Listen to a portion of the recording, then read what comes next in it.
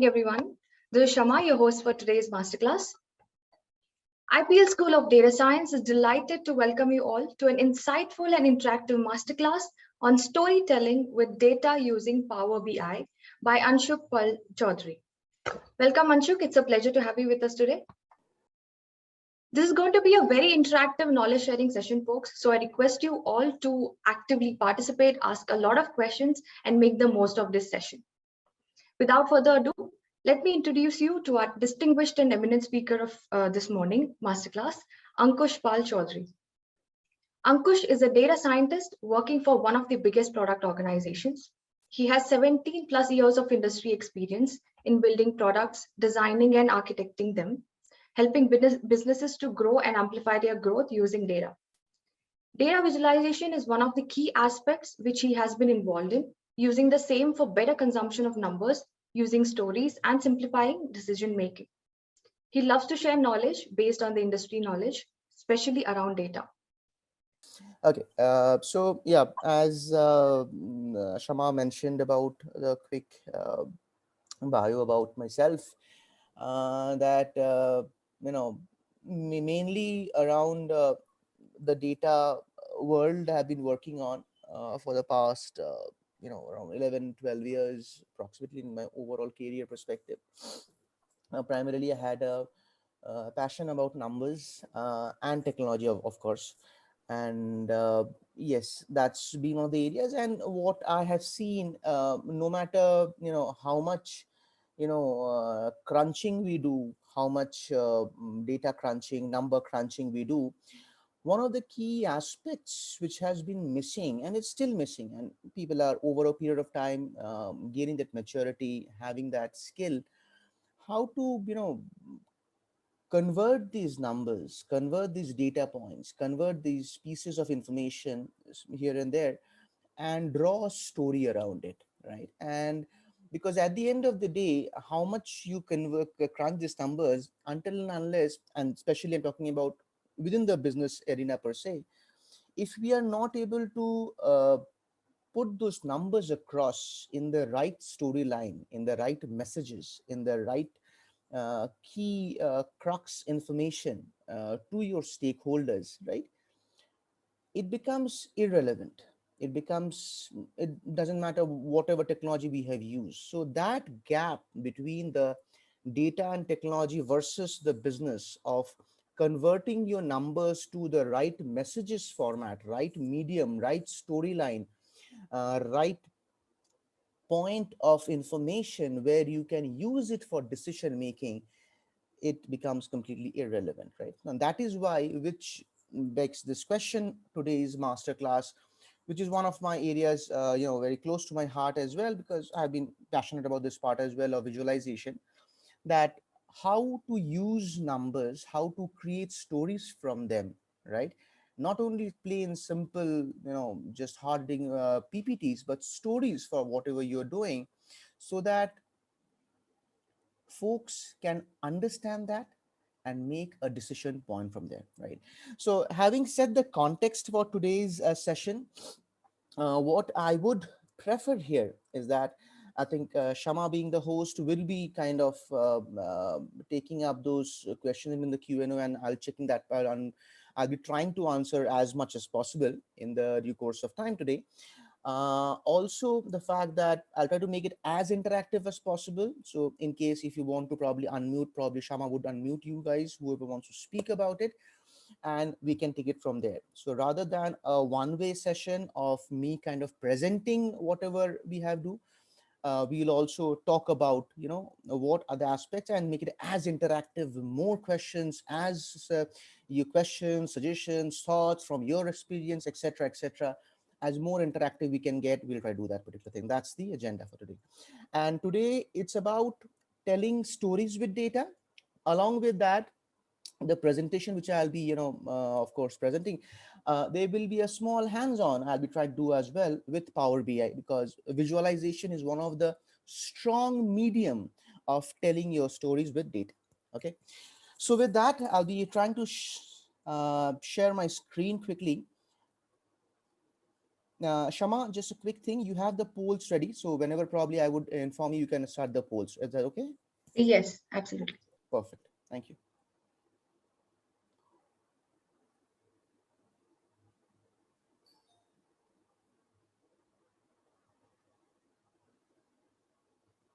One sec.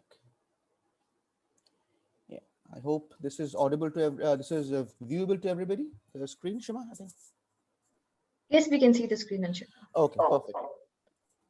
Okay. So I thought of beginning with multiple things to this session, right? I was thinking and planning about it, that what are the kind of that which would be good start point or starting point for the presentation today or the master class today.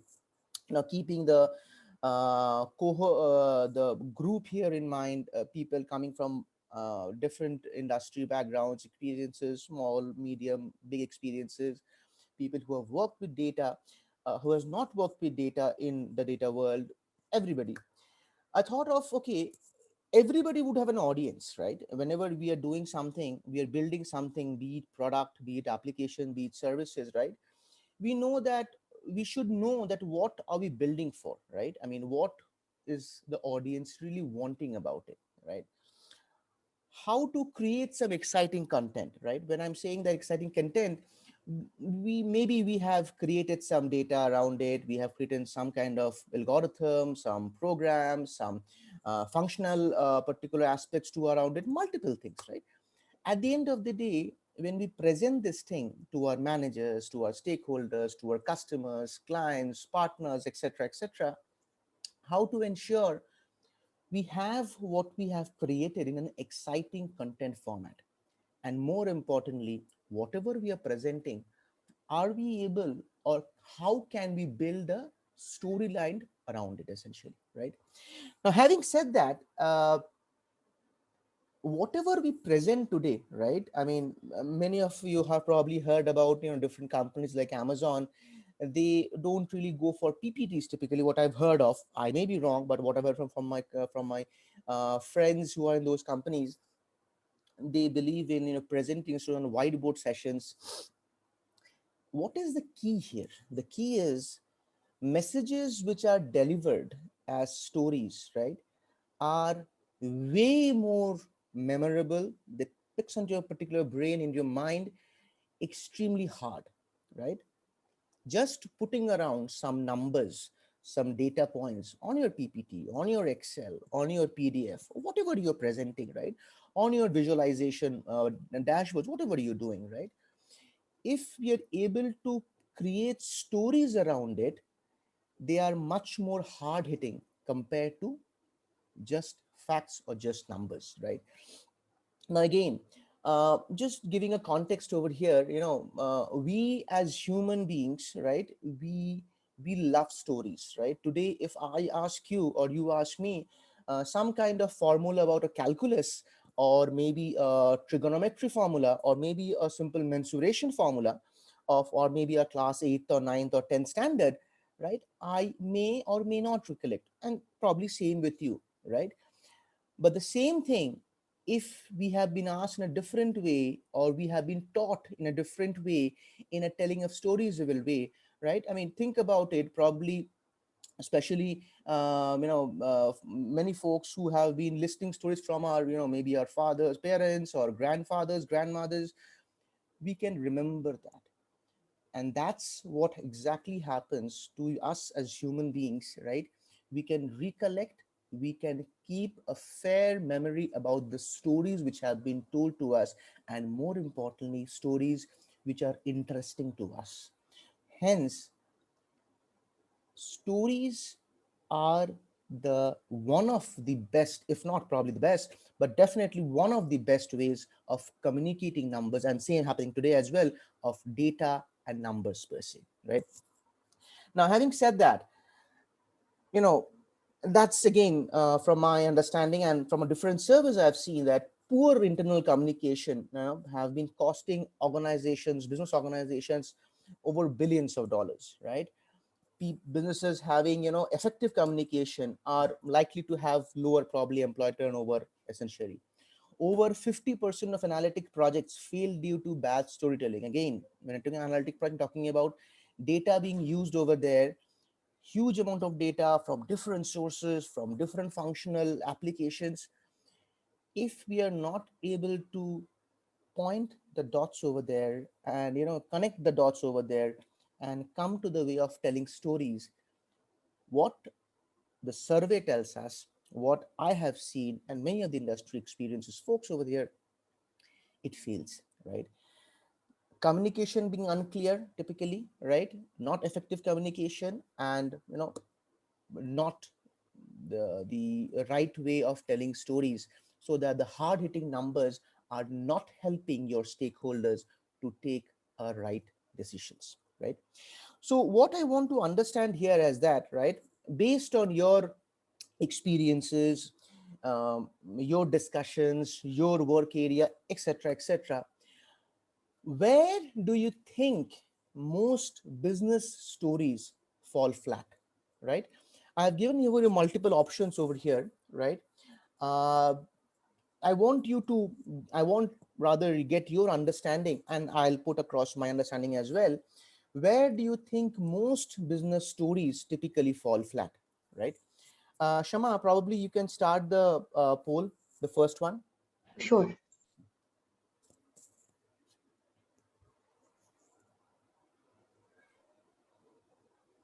The first poll is up, so I hope you all can see it.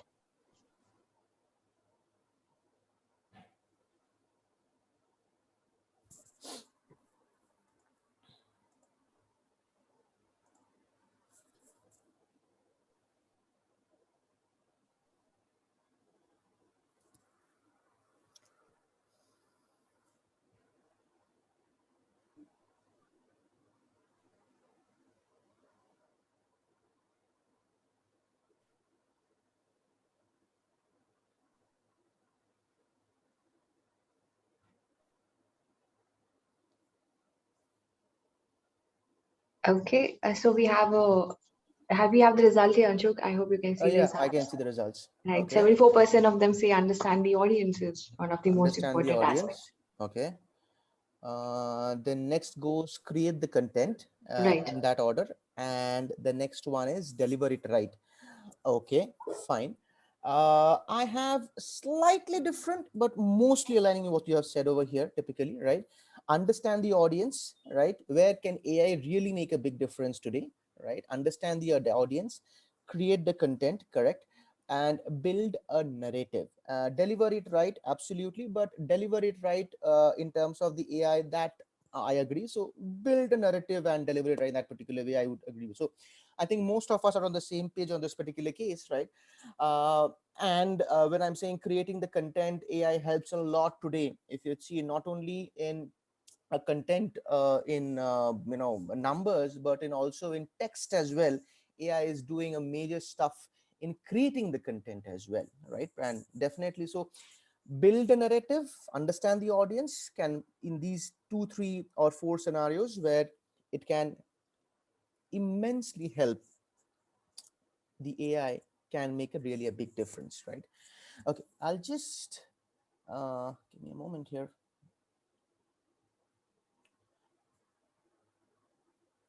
Okay, switch. Now I understand, what you are having the understanding, where can AI make a difference. With that, we'll start the session a bit more in detail today, right? Uh, well, before that, and of course, definitely we'll talk about, I mean, telling stories in terms of, the way we should tell stories to have a hard hitting impact. One of the key ways, and that is why the Power BI part is today kind of added to our masterclass session. Visualization is one of the fantastic ways. Again, visualization does not mean just kind of, some colors, or some graphs or some charts. No, it's a mix of everything. At the end of the day, it's the narration, it's the storyline, using visualization as one medium approach, right?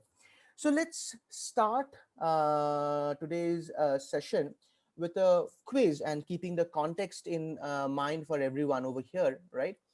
What I will do, I will I have three questions over here. We'll take a small test for every one of us, right? We will show a table of numbers on the screen and ask three questions about those numbers. You'll have 30 seconds approximately to answer these. So 10 seconds each question.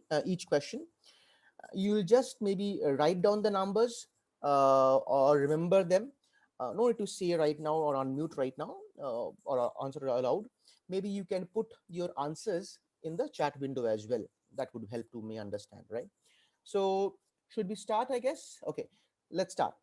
Your timer starts now. How many numbers are above 100?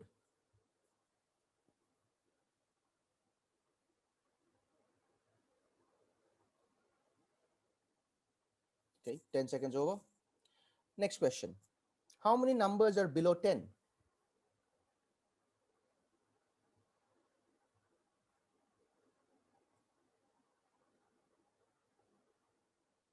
10 seconds over. Which quadrant has the highest total?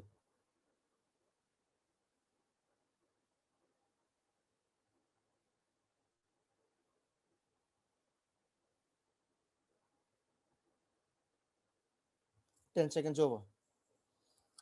Okay, let me see the chat window.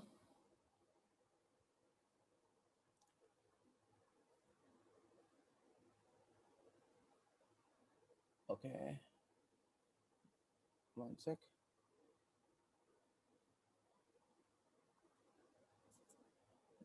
Bottom right, fourth, third quadrant. Okay, let me see other questions.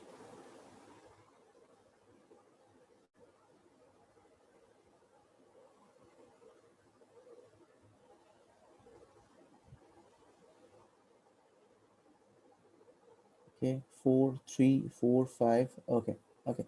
So now what is also important over here, right? How many numbers we get over 100, right? And below 10 and everything, and quadrant. Typically there is a lot of variation in these answers, so there is considerable variation in the answers you get, right? Now let's do the same exercise right now, but with some extremely simple highlighting. It's the same questions right now, okay? And you'll again have 30 seconds. This time you can say the answers aloud if you want to, or say like in that particular way as well. So let's see, how many numbers are above 100 over here? 6. 101, 107, 104, 102, 101, 103, right? Okay. How many numbers below 10? 3, 8, 5, 7, 2, 9, 6, right? So there are around 7 numbers. Which quadrant has the highest total? Definitely the fourth quadrant over the fourth, the typically quadrant, right? Now, how much time it took over here essentially, right? Now, most people in this particular quorum right now have said the correct answer, and it typically takes less than 30 seconds for the 3 questions. Clearly, it was easier this time, right? Please notice here that the answers you got were identical and correct. If it takes all this kind of elementary highlighting, right, then why doesn't every single report, every single medium or PPT or Excel, right, which we today produce or see already have this thing? The objective is to communicate a message. So if even after seeing the report, for example, right, people come to different conclusions, right, then what's the point of writing it in the first place, right? In this case, what we noticed is that we did it faster this time. Incidentally, if you think 10 seconds is too short a time, let me pause for 10 seconds, and it take probably how much time? That's 5 seconds, and that's 5 more. Most people would not even stare at a table of numbers for this long, yet it's very easy to get the results wrong. But speed is not just about saving time. It enables a higher level of thinking. When children read, they put together letters to form words, words to form phrases, phrases to form sentences. By the time they have moved to the next sentence, they have forgotten what they were reading. Adults, on the other hand, take in phrases at a time, and the mind is focused on the meaning and the message and not the spellings. So we as human beings have been looking at numbers for no more than 100 years, but we have been reading text for 600 years more, even ever since the Gutenberg press released. But we have seeing visually for several millions of years. Our mind is much better equipped to process the visual information. When we read numbers, we are not too different from a child trying to put the pieces together. When we see pictures, we become more of a pattern matches, and the mind gets the space to think about insights, actions, decisions, right? So basically, even for sophisticated users, there's a good reason to visualize. For example, you will see in the next slides a few with a set of numbers with the summary as well. Okay, let me see the chat window quickly over here.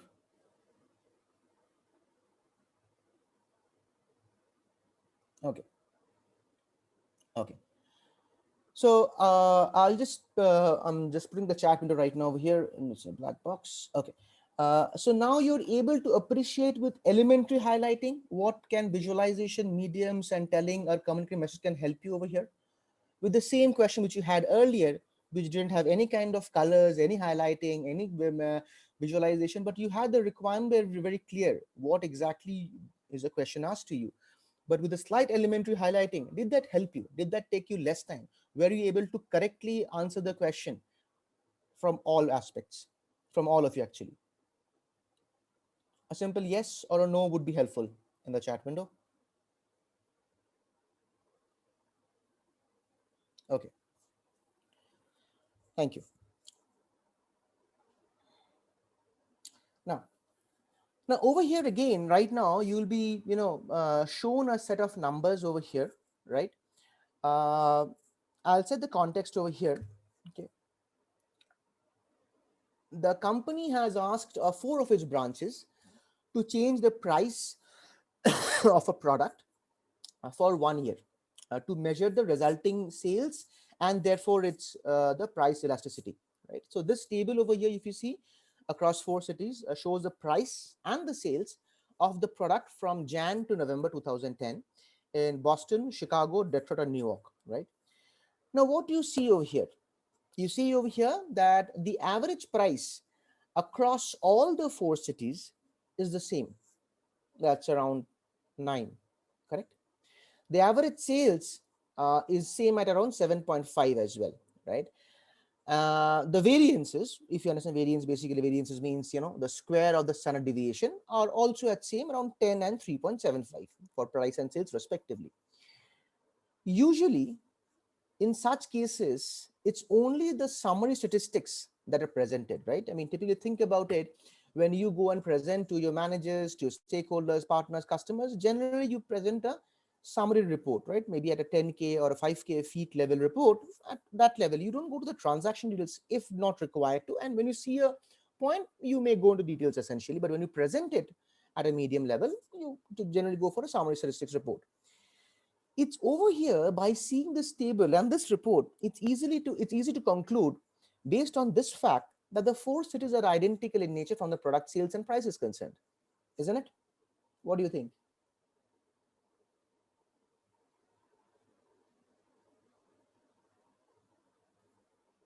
But when we change it, when we plot this data, right, over here, the four cities over here are, their behavior on the product and sales are different, right? So what do we see over here? Boston, as the price increases, the sales increase by and large, correct? Chicago, on the other hand, it starts dropping beyond a certain price, right? It starts increasing at a certain price, the sales drop below a certain price essentially, right? Detroit, it's nearly a kind of a, okay, I'm just seeing the chat window, so I'm able to answer the question, Chandana, but I take your point. Okay, is it fine right now?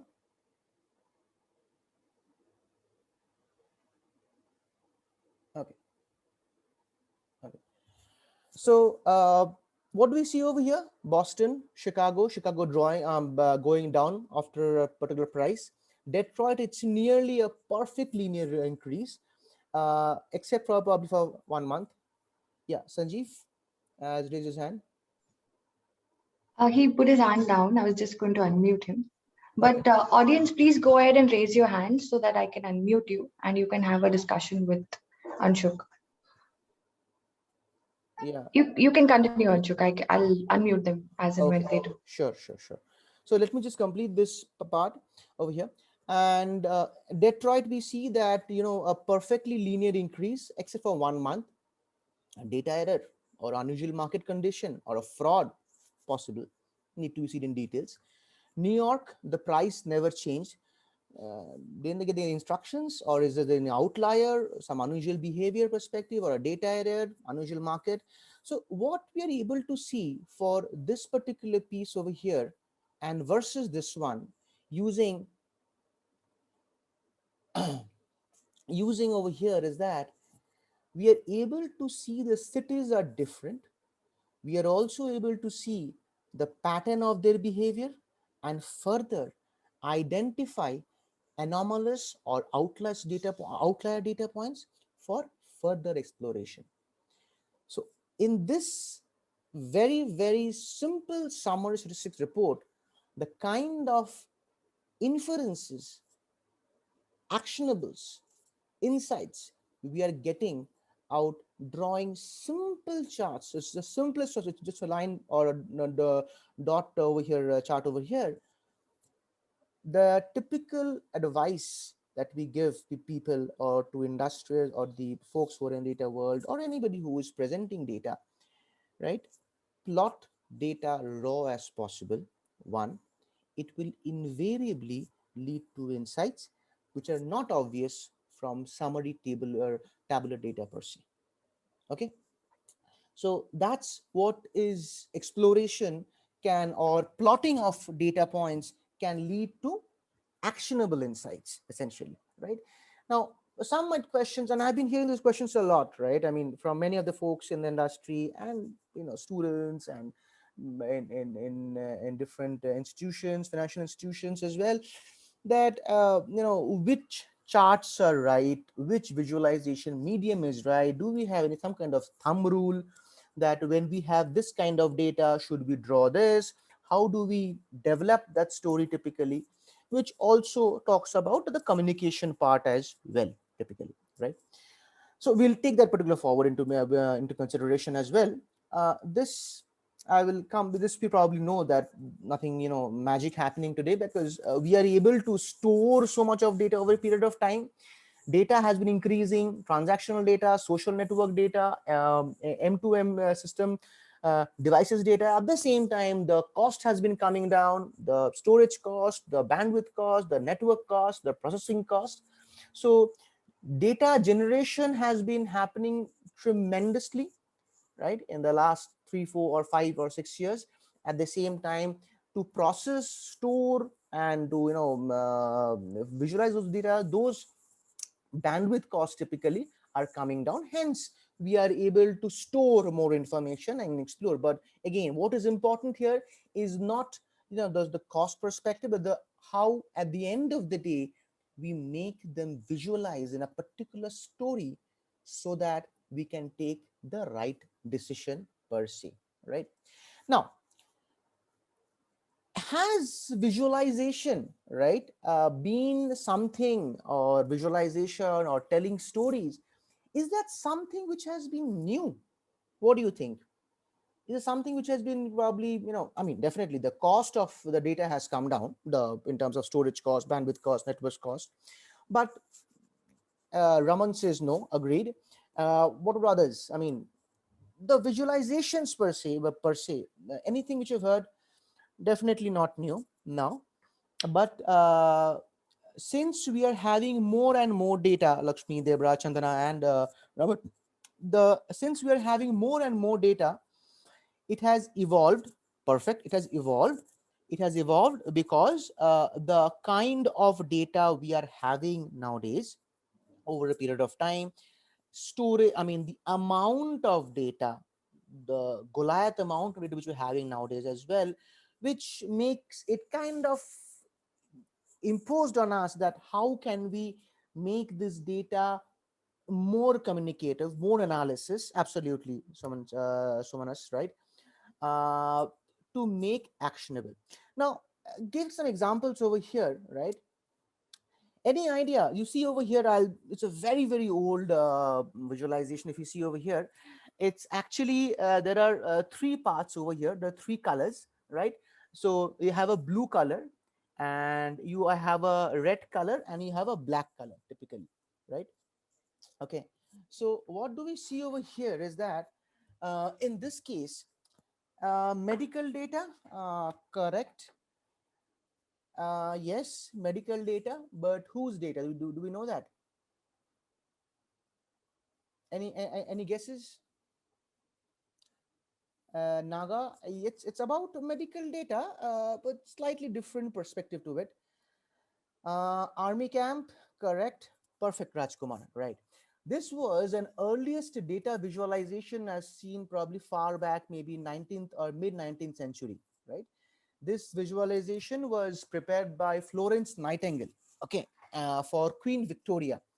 Image is not clear. Sorry about that, but this is what the best I could get over here in terms of the visualization, which is a very, very old one. It was done by Florence Nightingale for Queen Victoria during the England's war with France.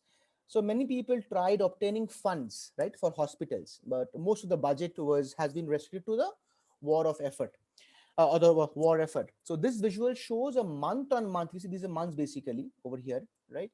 Month on month, the number of people that died for the war effort, right? Okay, is you talking about this one? Okay, I'm just keeping the chat window open. Fine, I'll not keep it open if it's causing a problem to everyone. No issues. So this one, typically, there are three parts over here. One in the red part, right? The people who died out of the war wounds, right? In particularly this one, the red part. The black over here is basically the number of people that died out of from other war-related causes, and the blue typically over here are the number of people who died due to avoidable hospital diseases, right? So this is the kind of visualization done. Think about it in the mid 19th century, right?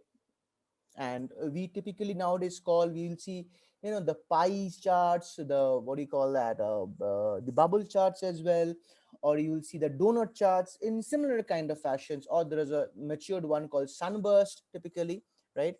So in this one, it was very clear that a war is won by people, and the main reason England was losing people was not the bullets or the swords, but diseases, right?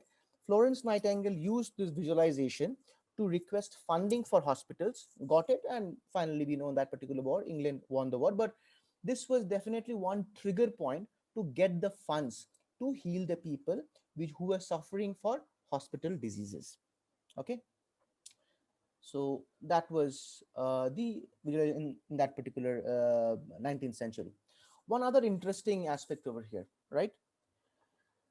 Any idea what is this one, or what this particular visualization or map, if I may give a hint, of course, denotes?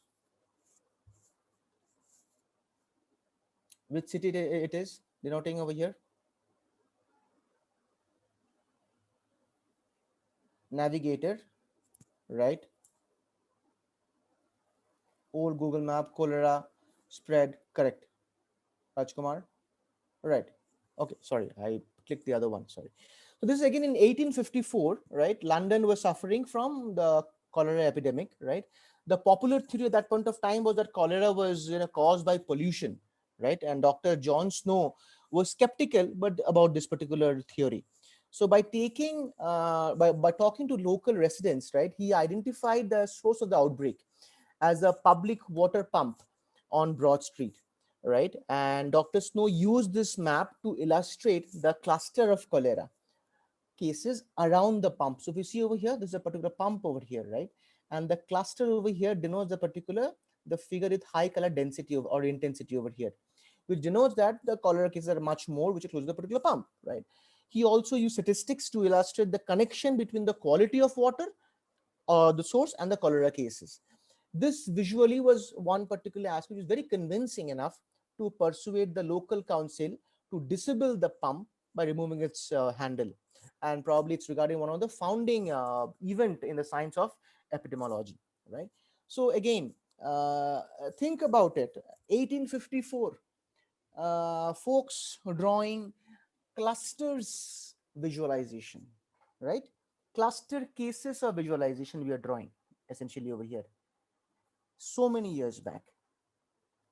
And today also, we, if you have heard about it, right, we do clustering of data, we do segmentation of data. We say that this kind of customers comes under this kind of segment. We understand customer behavior, we understand customer spendings, we understand their purchases. If I'm talking about, or let's say retail market, right, we clustered them. Online behaviors, where they are clicking, where they are moving, where they are navigating, we break up, we create clusters, and we create visualizations of those clusters to understand the customer better. And hence, with that understanding, we take actionable decisions from those, whether it's some kind of recommendations or a cross selling or upselling, multiple different marketing techniques to those, but specifically based on the cluster of the particular customer itself, right? So now again, having said that, I mean, things have been changing, of course, right? So in that case, that's how it works typically, how things have evolved, as somebody has mentioned, how things have changed typically over a period of time, right? Okay. A very fun one over here, right? Again, any idea what is this? Which city's map? Again, London. Okay. This is a map. It's purely drawn using data, right? Every dot over here typically is a photograph. If you remember those, you have Flickr taken some time back. Every dot is a photograph of on Flickr taken on that location, right? So the red dots typically are taken by tourists. The blue dots are the photos taken by locals. We know who tourists are by checking whether the majority of their photos are in London area or not, right? You can see the structure of the city emerge, the roads, the river Thames, popular area, the Eiffel, the Tower of London, Buckingham Palace, right, and the Westminster Abbey, highlighted in the red typically, correct? And the popular business districts or financial districts highlighted in blue, right, where the locals typically go for work on a daily basis. This is despite not using any underlying map per se. There is nothing on the image other than millions of data points from Flickr. Right. Another particular way of visualization, again, how people are moving, where they are going, etc., etc. Right. Okay. Sorry about that. Let's now talk about some contemporary case studies. Okay. Some contemporary one. Okay. This one. Okay. So what do we see over here? This was again, and some of the work which we have been doing. Securities, we were working with a wealth management team of European bank. Now they said that we have a problem. What is the problem? When telling our customers, the bank is saying, when telling our customers what transactions to make, we base our advice. One sec. Yeah. Yeah. So we kind of, what transactions to make, we base our advice on two very simple theories or principles. First, if you have two securities that behave similarly, you should consolidate, right? That means, or for example, there is no benefit in holding shares of two oil companies. When the price of one rises, the other invariably will rise. So it's practically like holding the company, the same stock. On the other hand, having consolidated, make sure you have a good hedge, right? For example, if you hold oil companies, you buy a bit of gold. When oil companies drop, typically, as a market we have seen, gold typically rises. Gold is reasonably a good hedge for against the oil companies. Now, this a customer said that this is basis on the bulk of the advice we give to clients. But in order to arrive at this advice, our analysts have to go through 150 reports, which is humanly impossible. We know that they don't actually do that. We sometimes kind of pass these reports on to our clients. They clearly never read this, right? As a result, our transaction volumes or their transaction volumes are not as high as they would like to be, mainly because people do not understand why they need to make a trade. So this was a problem statement over here defined by the bank companies dealing with securities for the advices. Think about it. You being the client, you being the customer, would you be interested to know about a 150-page report? Or you being working in a company as an analyst, financial analyst, would you be mind to read a 150-page or 150 reports per se? Definitely not, right? What do you want to do is something like which is easy to understand, which is telling me stories very clearly, which is actionable, which is insightful, right? So what we did over here is that it will take some time. Just give me a moment here, one sec, just 1 minute.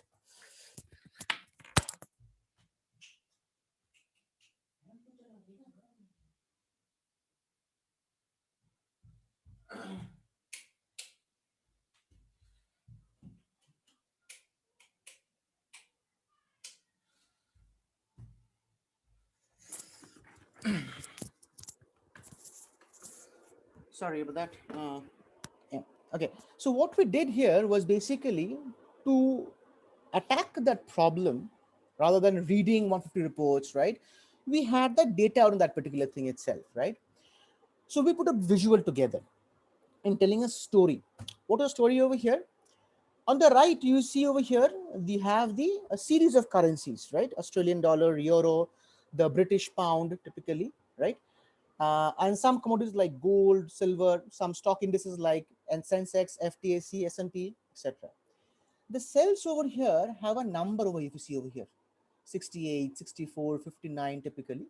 These numbers indicate that the pairwise correlation between a pair of securities. For example, this number 68 over here, right? It tells that indicates a 68% correlation between the Australian dollar and the euro. To the left of the euro and just below the dollar over here, right? This particular piece, right? There's a scatter plot that shows that the daily prices of both these currencies, each dot is basically 1 day's data. The x-axis shows the Australian dollar value, the y-axis shows the European one, right?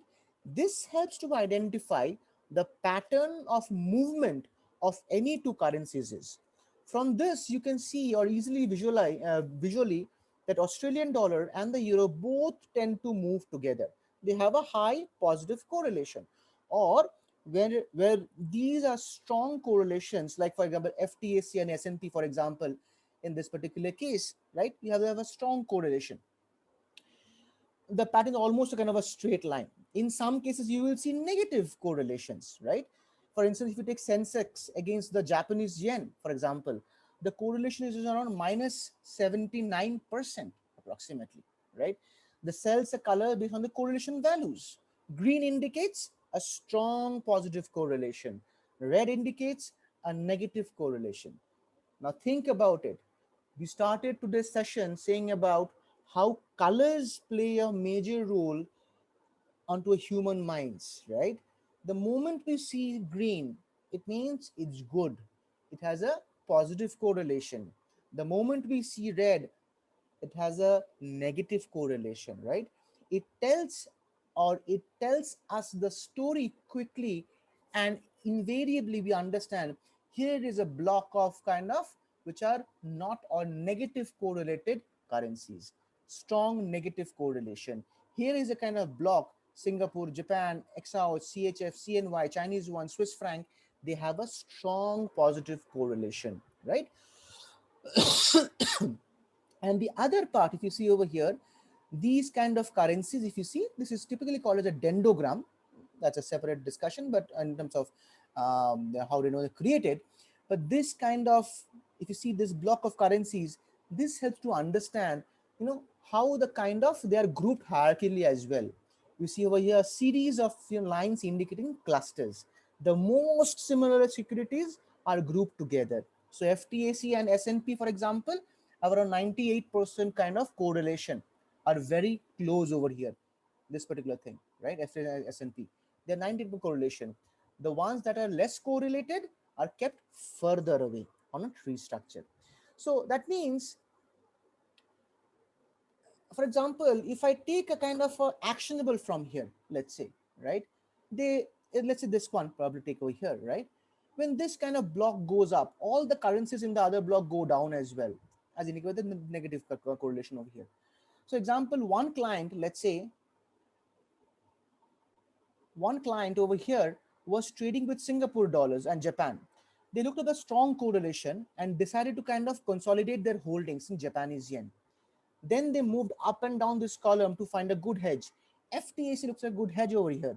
It was most negatively correlated with Japan currency at that time. And they decided to place a third place for the portfolio in FTAC. This helps to understand, obviously, it would take time, maybe 5 minutes, 10 minutes to understand the particular chart itself. But when understood, the decision making point would be easier over here from this kind of charts itself, right? A slightly complex chart. Okay, let's see a slight different one over here. Okay, something very, very easier. Yeah, Kiran. Shama, you can probably unmute Kiran. Yes, doing that. Yeah. Uh, no, he hasn't raised his hand.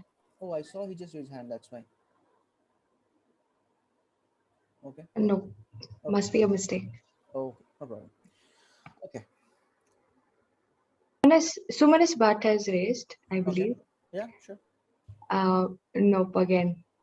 Audience, if you're having difficulty, just drop your comments in the chat window so we can fix them. So you can raise your hand to ask your questions and I can unmute you. Otherwise, you can drop your questions in the Q&A window. Let me just Q&A, check the Q&A window. Okay. No questions yet. Okay. Okay. Again, what is this? Any idea? You see the particular, you see the right hand side items mentioned over there. Any clue what we're doing or trying to do over here, achieve over here? Anyone? Rava dosa, pav bhaji, onion dosa, tawal paratha, masala dosa, curd rice, coffee, multi snacks consumed, combo correlation. Not exactly combo, but kind of item wise correlation, Raj. But yes, consumption, sales, basically it's sales revenue, Vidushi. It's not the prices, but I mean, yeah, sales happening over here, correct? So when you look at the correlation, right, at an individual level, right, it turns out that there's one product over here, right? You see over here, preferences, eventually buying, sales, not sales per product, absolutely, Arena. Ronak, not preferences, but people, what they're buying, basically, right? That's the number we're talking about. Basically, we're trying to draw the amount of sales for every particular item in the particular correlation is concerned. Now, what is interesting over here, you see, what is the last item? It's a mineral water, isn't it? Water of capacity of 1 liter. This guy. The majority of the blocks, if you see over here, are a kind of positive correlation. Only this last block, the mineral water block, right? Majority of the correlation, right, is that one product that's kind of negatively correlated with almost every other product, the 1 liter mineral water bottle, isn't it? It has a negative correlation. They are red in color, right? If you're having a bottle of mineral water over here, it's at a minus 27 correlation value of with Kharabat, Kesari Bat, lesser correlation, with curd Bavara, with idli, 2 packets over here. This mineral water 1 liter particular bottle, you can buy anytime, for sure one would purchase mineral water. Yes, that means you can buy anytime, for sure one would purchase. Yes, but it's a negative correlation. That means if I'm buying a bottle of 1 mineral water bottle, right, that means there is a very, very less chance and less probability of buying any other item or any other product over there, isn't it? carry your own, but if the restaurant sometimes, item, if I am here for water, correct. It was a curious phenomenon, right? And our client explained that once they realized what was happening, we put for the data over there essentially, right? And to be very honest, we didn't know the reason behind why it's happening like that, but we could see it's happening, right? I don't want another item if I'm here for water. Okay. Yes, correct. It's a low-end chain restaurant, right? And it's mostly individuals and not families, right? And that visit the restaurant over here. The segment of content talking the customers over here. Their customers are very price conscious over here. So when they buy a bottle of 1 liter of water over here, they want to make sure that they do not waste it, and the entire liter is consumed. Not much space eventually in the stomach of other things as well, right? So obviously, price conscious segment of customers do not want to buy anything else until unless their kind of stomach is full, etc. Get you not hungry, etc. Right? So what was happening is that the when they are buying that bottle of 1 liter of water over here, right? They are not interested after consuming the whole bottle. They are not in a position to buy anything else right now or eat something else. One of the solutions would have been, now my intention as a restaurant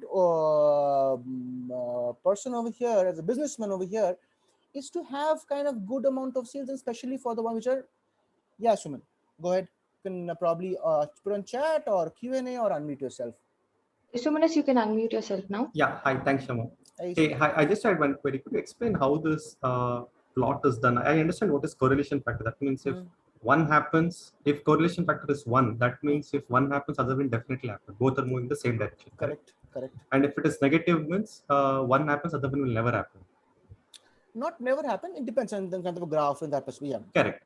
If it is zero, that what would zero mean? That means what would be zero basically mean there's kind of no correlation essentially. okay, so there is negative correlation, there is zero, and there is positive correlation. Right? Correct. Does it work that correct way? Okay, but in this, when you're saying 1 minus 1 0, what you're telling is not, because typically correlation have values, not only 0 minus 1 and 1 typically. Okay. So when I'm saying the numbers 42, what is my correlation? 42% positive or 40% negative, right? Correct. What you are telling here, if I'm not wrong, right? In this particular case, 0, 1, minus 1, that's a kind of a range over here. So that means typically from 0 to plus 1, let's say 0.42, 0.45, that can be talking about essentially. Okay, like in this graph, like say for example, if I look at minus 70, that is Rava dosa, right? It is there. And if I look down, there is visible bath, right? For that.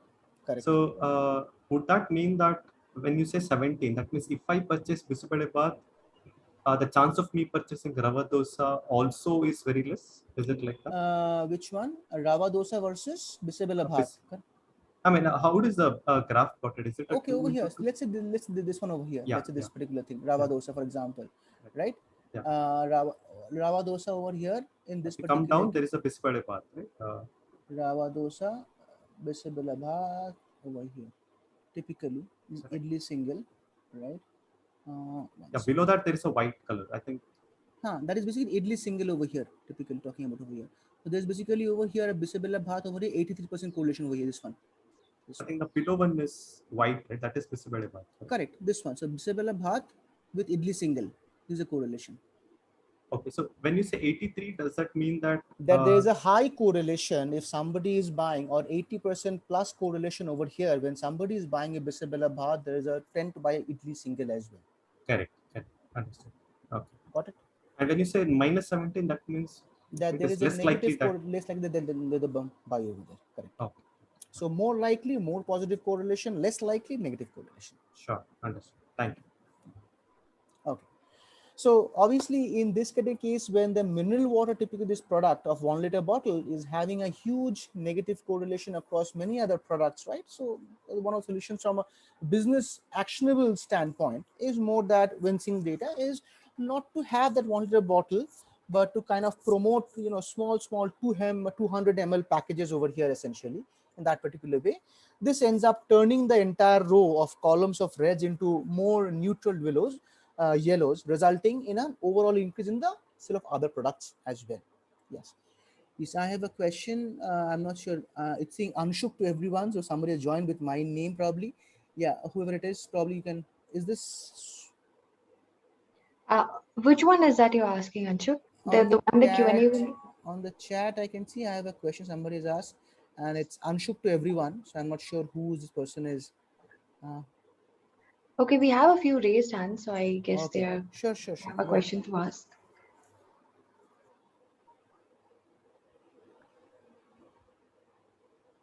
Go ahead and ask your question. I do not know what your name is. I'm so sorry. It's called Anshuk here.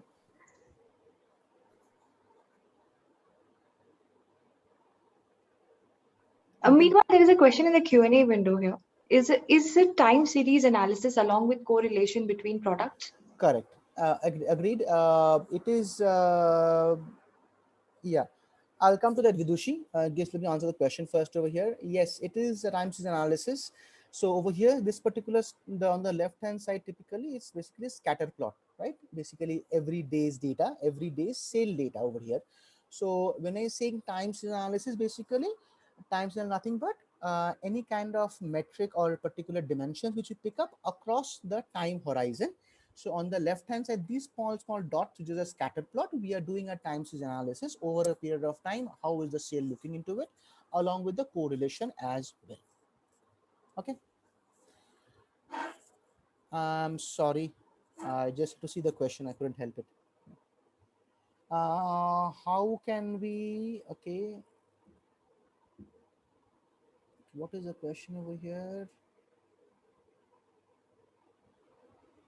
That we can make from a chart, that over here the one of the important reductions Vidushi over here is that the mineral water bottle 1 liter, as we were discussing earlier, is having an almost negative correlation with almost all the other products. That means if somebody is buying a mineral bottle of 1 liter, right, they are not have a tendency or propensity or probability of buying any other product per se. That's the first correlation typically, right?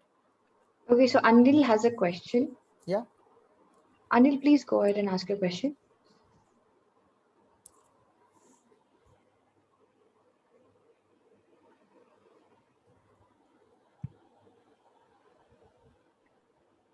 Anil, you can go ahead and ask your question now.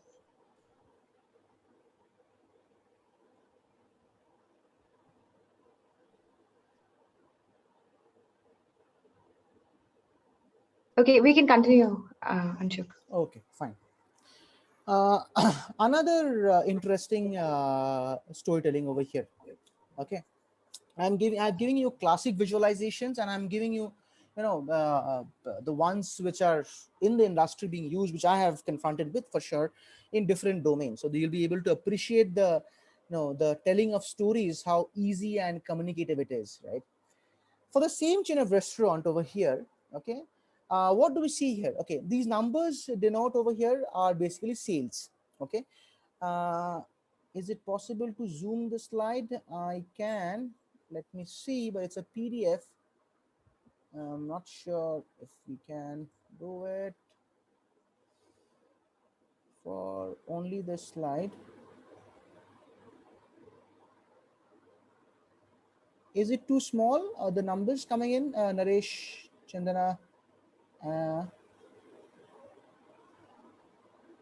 okay, I will. Okay, fine.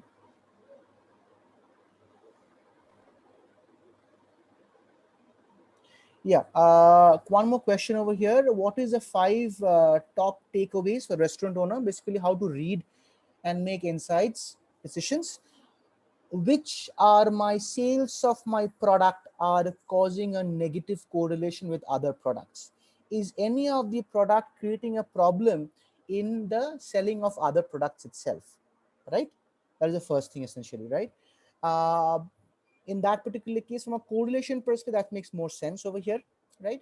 I'm not sure your name, but that's what I'm understanding in this case. So are any of the sales, any of the revenues, any of the product sales are creating a negative correlation with the other product sales or not in the first place? That is the correlation would help you to understand, right? Or at the first place, the second place, or the second point over here is that, can I increase my cross selling? Can I increase my upselling?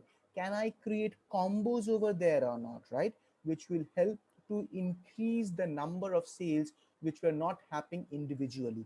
block of correlations. If they are going along together well, why not create a combo package over there which can help to promote my product sales better? Does it help? To the earlier slide. Satish, the real insights data.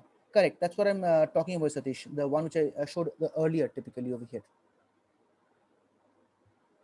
The earlier one. This one, right? You're referring to?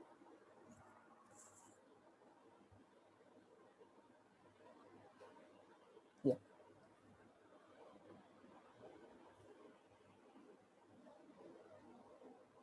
Yeah. Again, somebody called Anshok is pinging me. Yeah. Go ahead.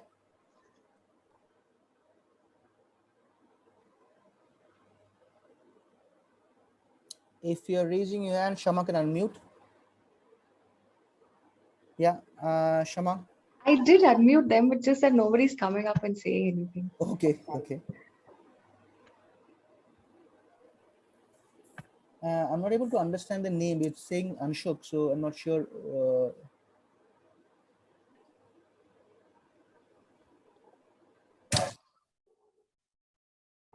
I have unmuted all the raised hands, so please go ahead and ask your questions.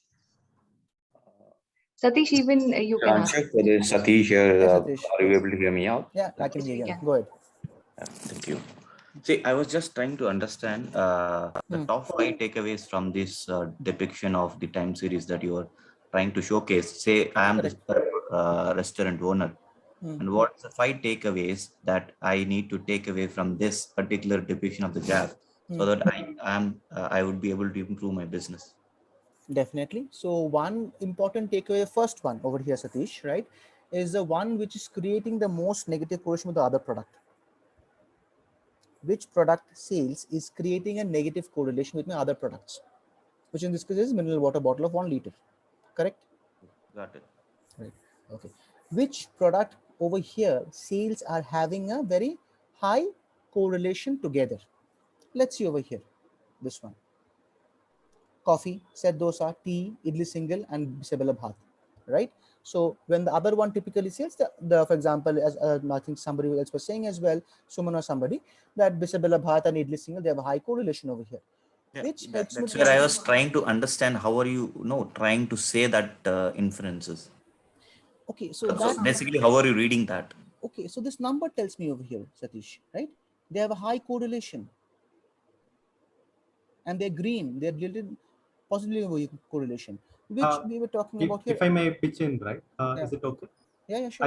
I think what he's trying to ask is how did you come up with that number, telling that it is minus 17 or 18? I think that is the way you have observed the data, you have collected the data, and you have processed, and now you're telling that people who made an order of coffee has also made an order of idli. Okay, so basically over here, Satish, typically on every day, let's say we have data over here. Let's this one, for example, right? We have the sales data over here, typically, right?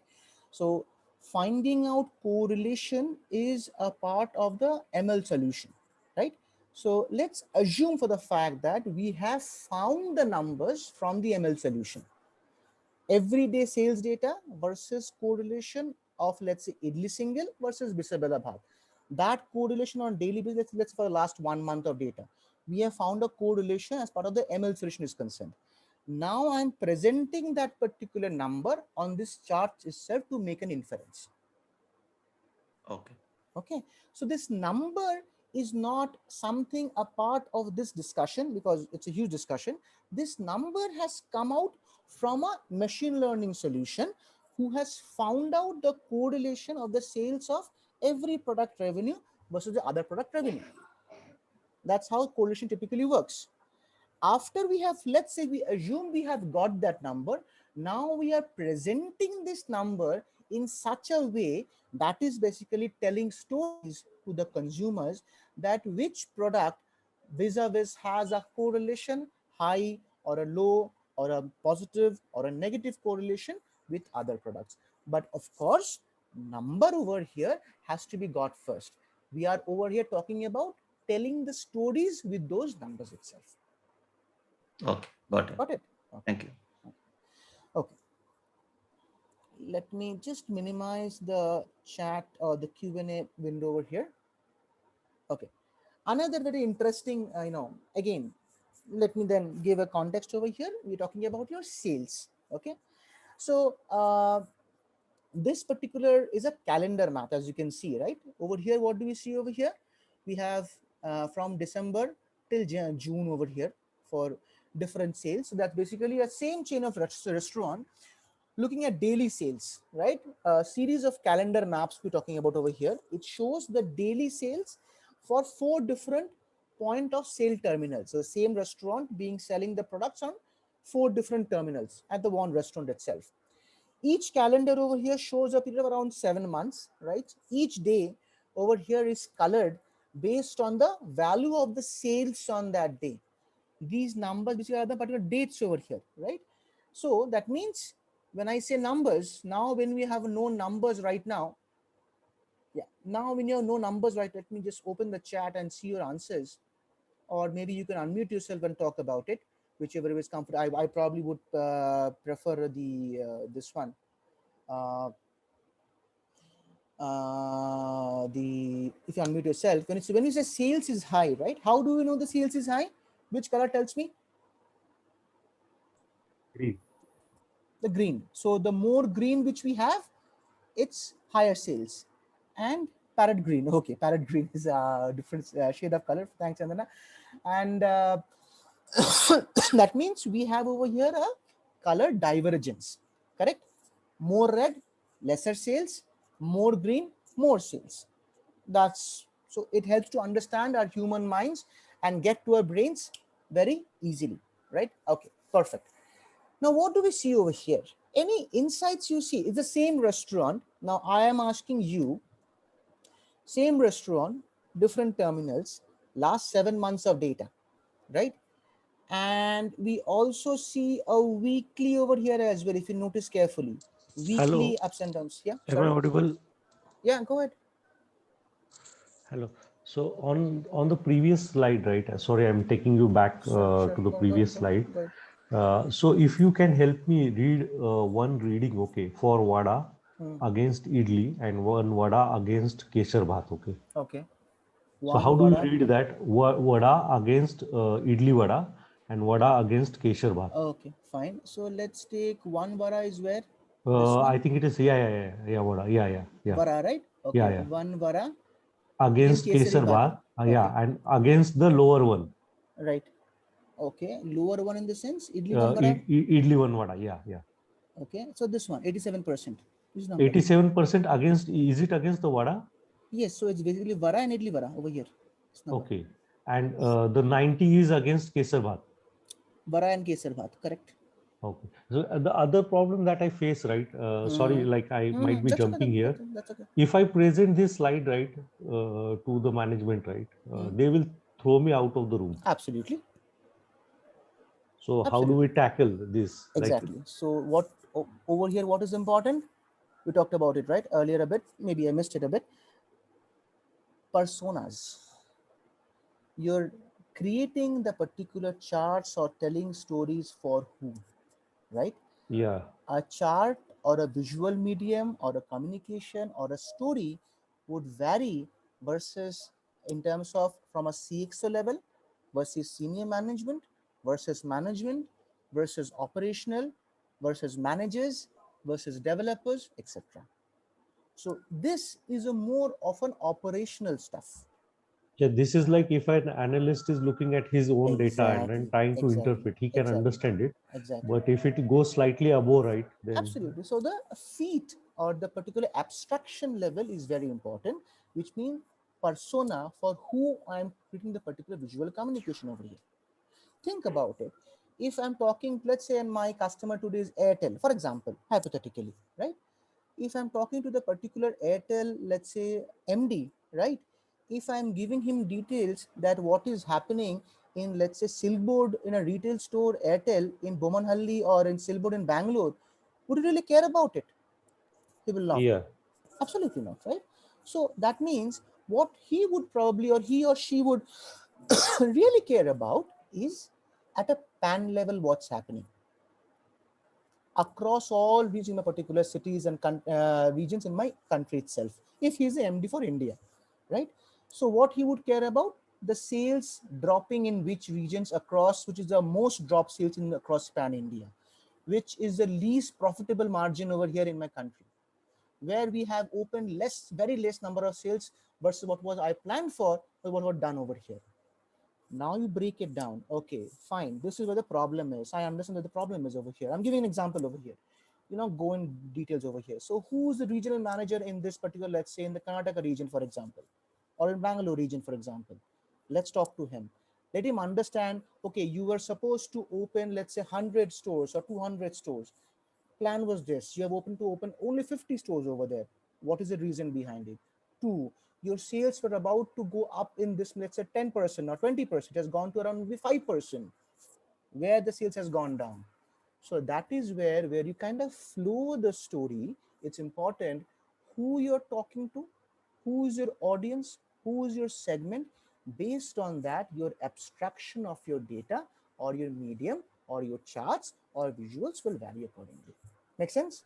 Yeah. I think I missed that point, and I think very Okay. valuable So One input. what's follow-up Thank you. question on this slide, please. Sure, go ahead. Yeah. So Vada and Kesari Bhat is like 90, right? So Vada and Kesari Bhat, single Vada and Kesari Bhat. Correct. So what does it depicts that right side of 90, like 85, 80, 44?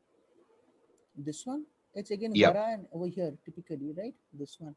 Yes. So Vara over here, this is Vara. This is And Idli just Vara. above is the Kesari Bhat. This one, right? Yeah. Kesari Bhat and Vara is 90%. Right. This one, Kesari Bhat and Vara again 85. So this is with mineral water. This is with extras. This is with veg fries. This is with plain dosa. This is with particularly Vara and Idli one Vara over here. Okay. So this is with Kesari Bhat and Vara. This is Kesari Bhat and Idli one Vara over here typically. This one. Okay. Okay. Kesari Bhat and plain dosa over here. Kesari Bhat and Raw Idli over here. This way. Okay. Thanks. Okay. Yeah.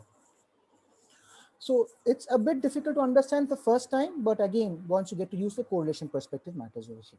Yeah, and sorry, I'm asking one more question. Sure. So you mentioned that this level of the data can be done using machine learning, right? Is it that what you This mentioned, level or of data, you mean the numbers which has come out from here? Yes. Yeah, means this level of table that you showed can be done via machine learning, is what you mentioned, right? And there are two parts over here. One is the numbers which has come out from here typically, right, is a output of a machine learning solution. That means product sales correlation between two product sales, their correlation that come out of the numbers of the machine learning part. Now visuals as such, visuals typically talking these charts, right?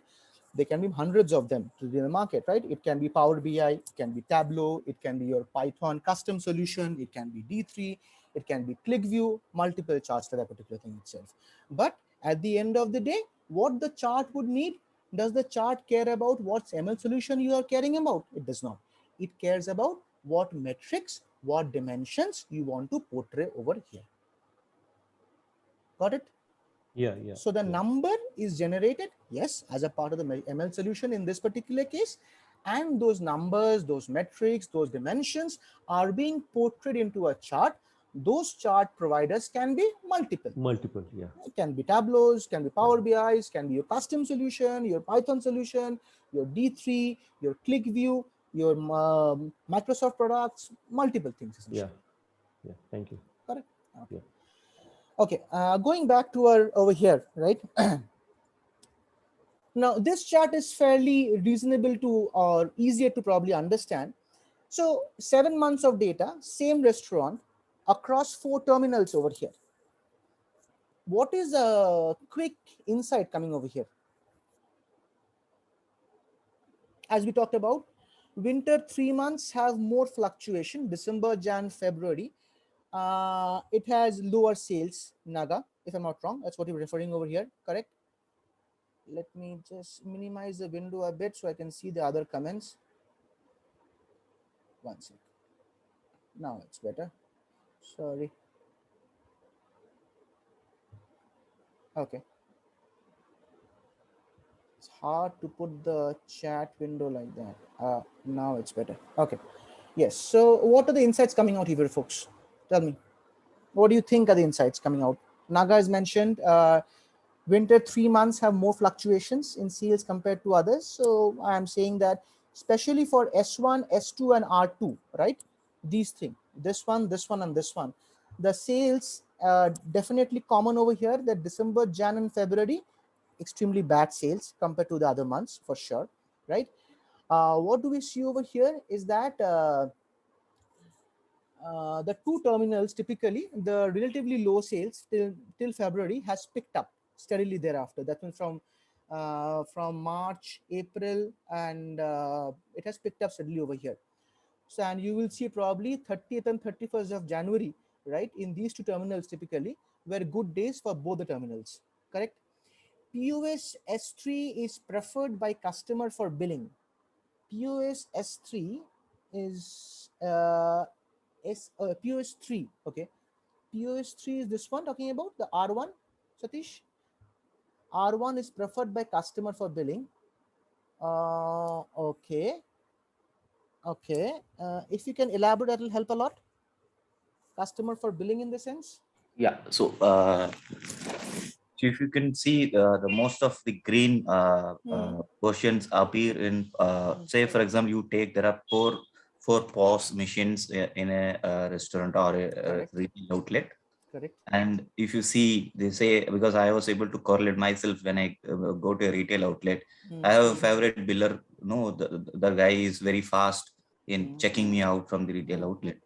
So I prefer standing in that particular queue, and you watch the kind of green, the percentage of green portion here is high, irrespective of if you see in POS 1, POS 2 or POS 4, where they're red, but this guy is on green.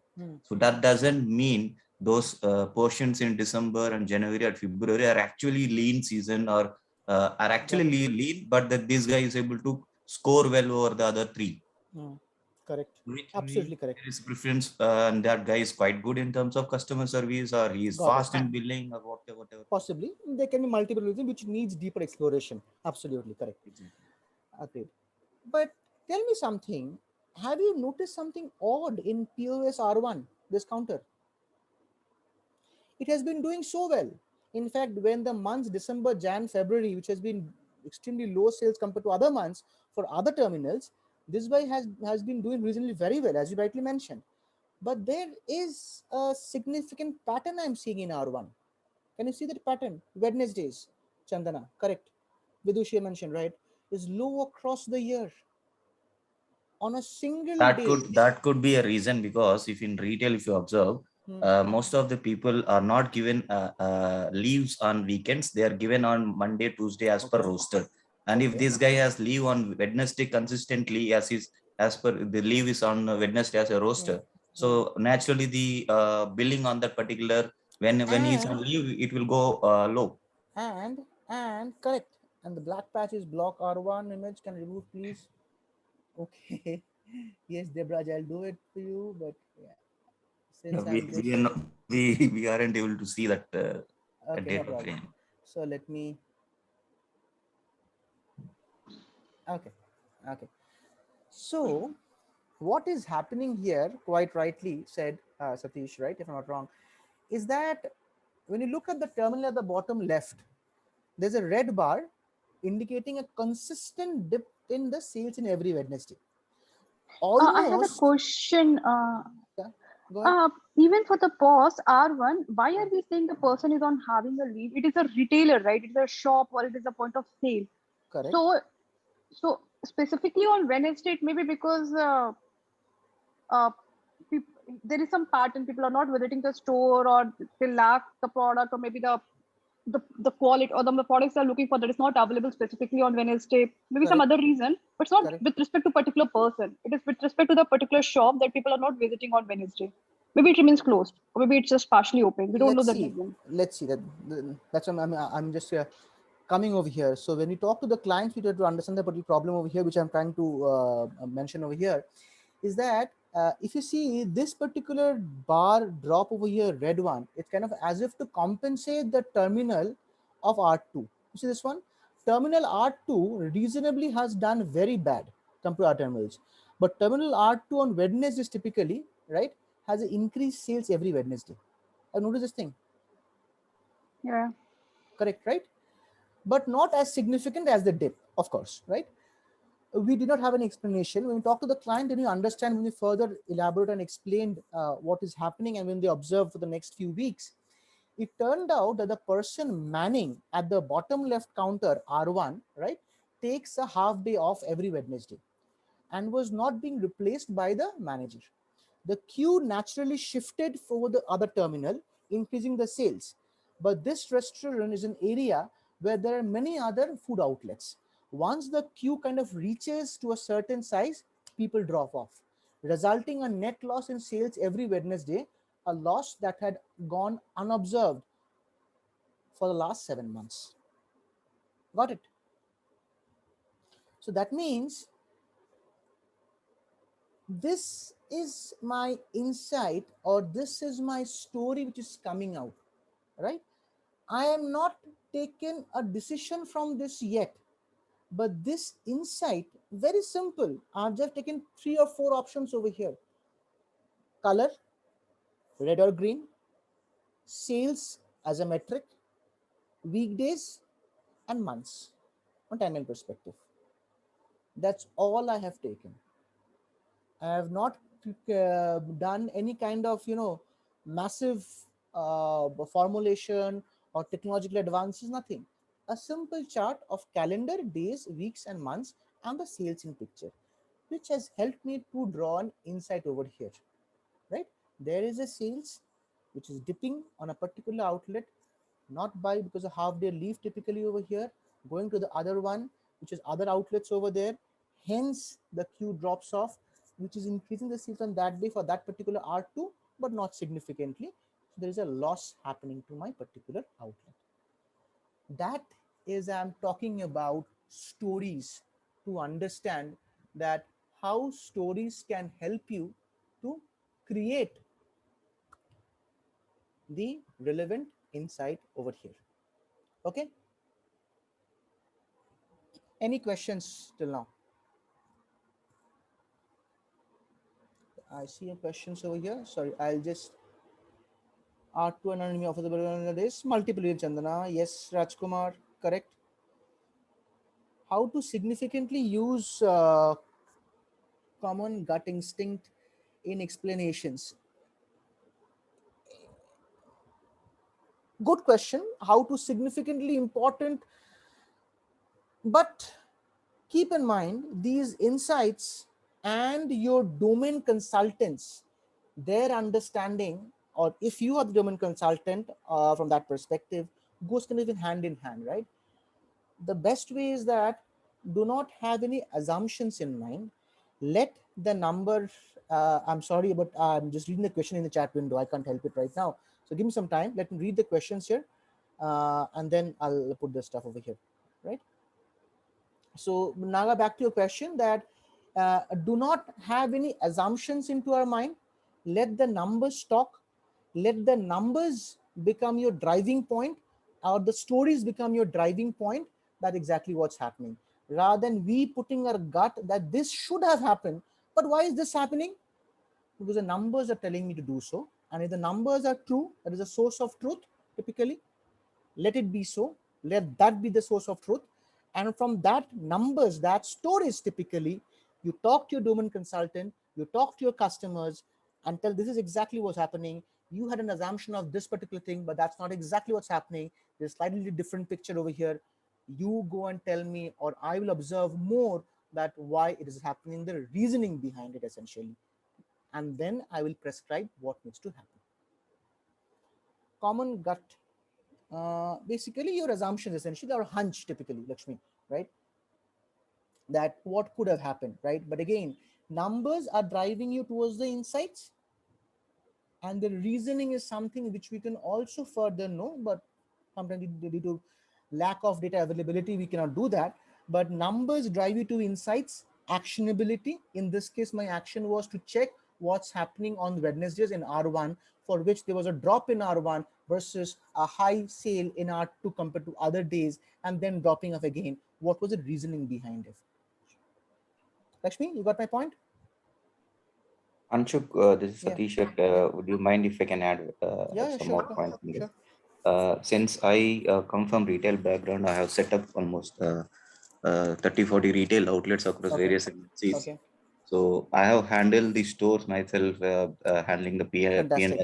Right. So if I were the client and I'm trying to see this data, so the first thing, like I already told you, like the POS 3 or R1 is doing quite well compared to all other, because if you generally, when you go to any hypermarket, so how do you visualize what is the sale of that particular store? Because we also try to do competition mapping. Correct. So it is basically on the number of POS machines in the outlet. And there is a benchmark. If it is hypermarket, anything lesser than 1 crore of billing is a strict no, because there is an expense to it. And there is a manning power costing to it. Likewise, if I see there are only 4 terminals, so I assume this is a smaller format retail store.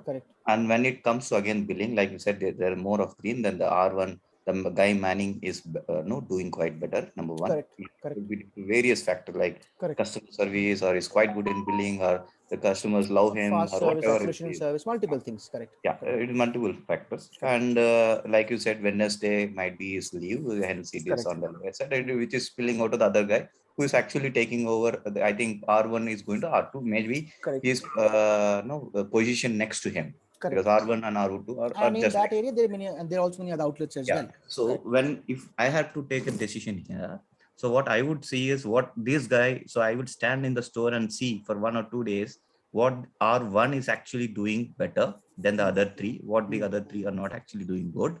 Then take training specially for them as to how to improve their billing and what this R1 is actually doing better than the other 3. And there could be special training, and you motivate by giving some recognition to the R1 guy. So naturally the other 3 are also encouraged enough. So that my main purpose would be to bring the other 3 POS machines also in line with R1. Correct. Correct. Agreed. So, I mean, that's the actionability part over there for decision making. But I was coming from the perspective of what could we draw insights from stories which will lead to actions. Correct. Absolutely. Right. Okay. Fine. One more interesting I wanted to show over here before we go to Power BI. Okay. This one, right? This one, this was the 2004 elections, Lok Sabha elections, right? Let me just quickly see the Q&A forum over here. One sec. Okay, this was the earlier question, I guess. Okay.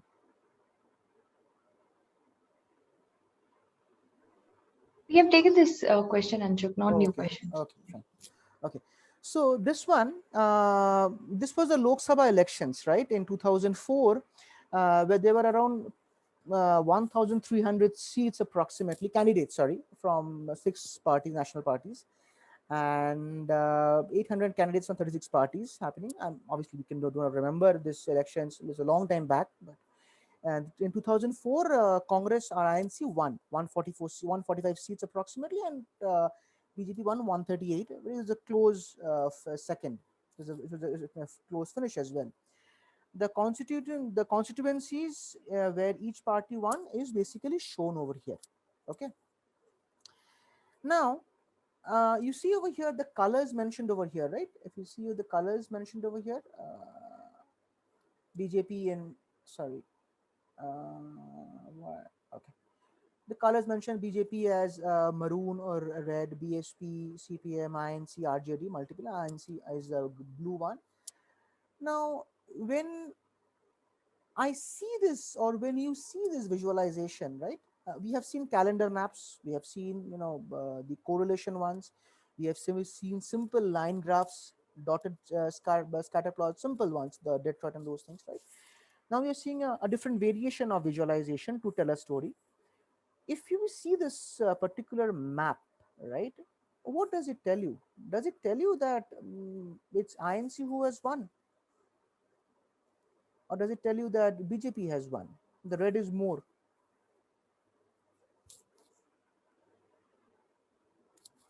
What does it tell you?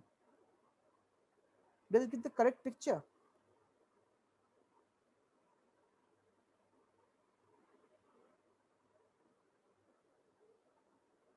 You can probably unmute yourself or put on chat.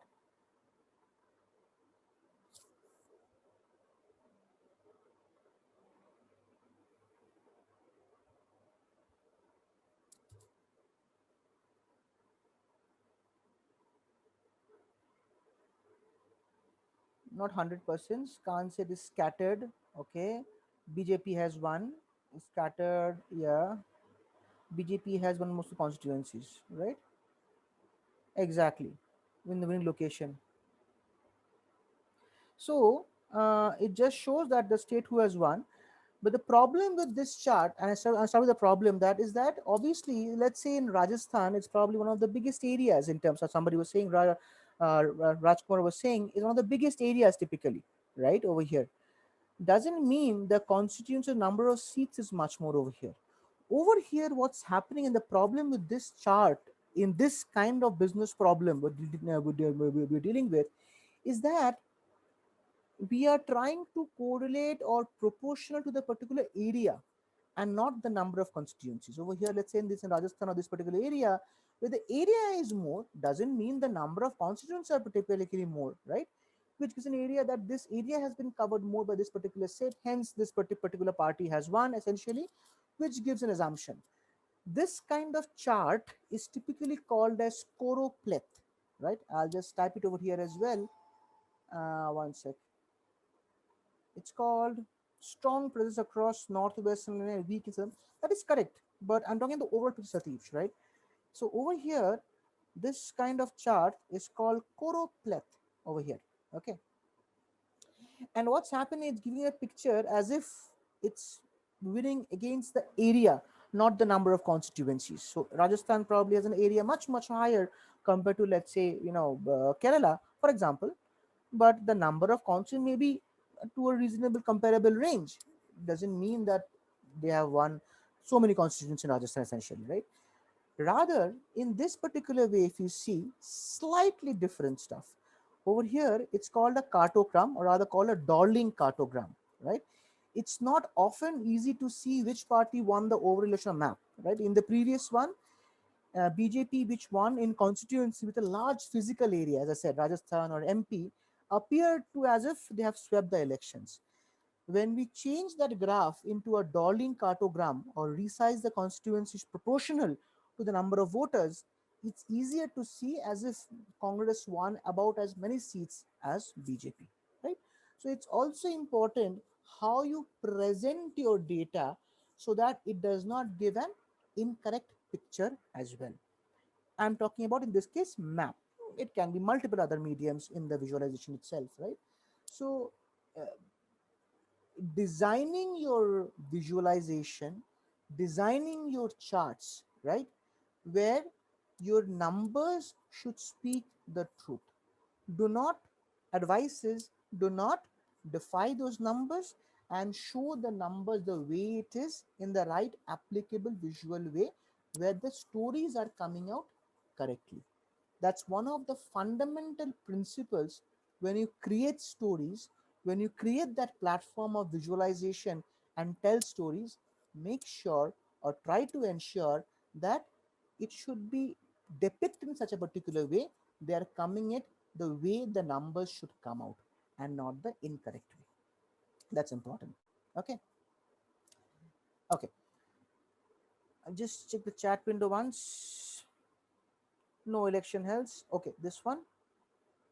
Okay, that is not being put over here. Their constituents haven't across all the particular places over here, but not being highlighted. The highlighted ones over here are the legend one typically over here, typically the greens and the red ones. But we were focusing on the part of the red versus the blue in this particular case. Okay. Definitely elections happen over all the particular constituencies. Not being focused over here. That's the reason behind it. Can you spell the earlier chart? Yeah, the earlier, oops, sorry.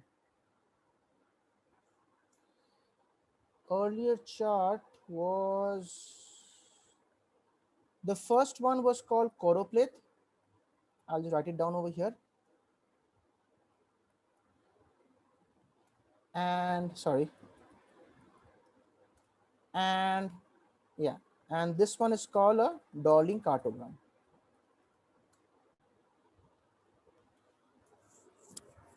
Okay.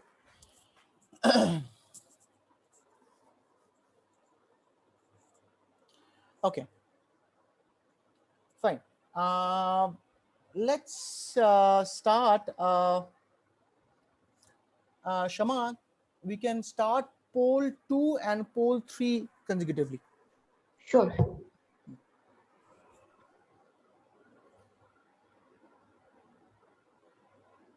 Poll 2 is up, folks. What is your level of familiarity with machine learning and AI?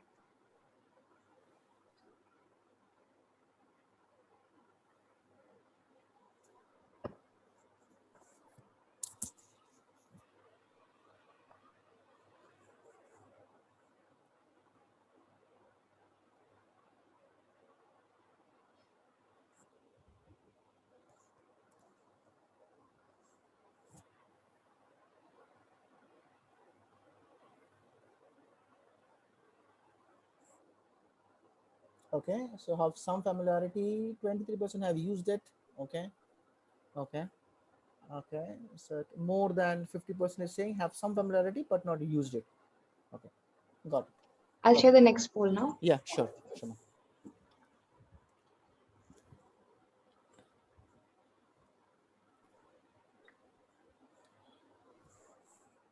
On a scale of 1 to 10, please vote, 10 being strongly recommended.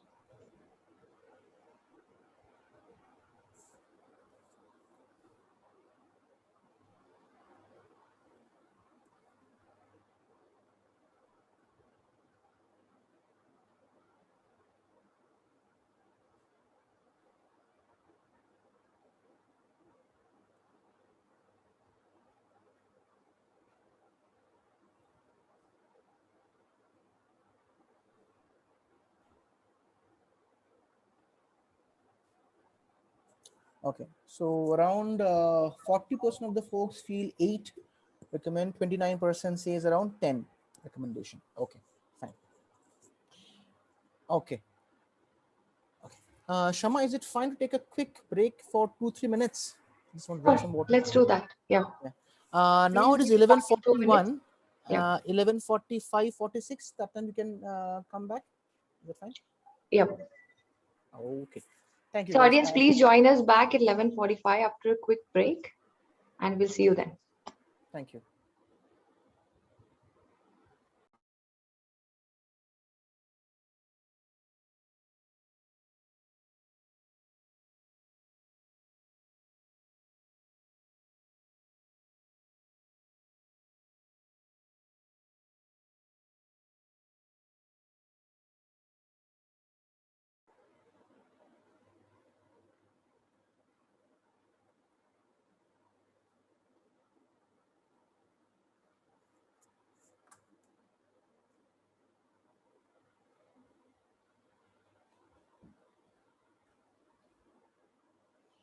I'll just share my screen quickly here.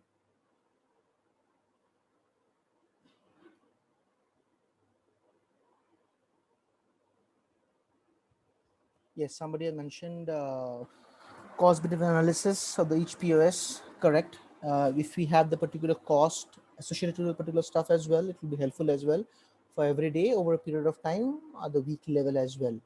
We can draw inferences that cost versus the sales typically as well. We can put across that thing as well. That could be helpful. Correct.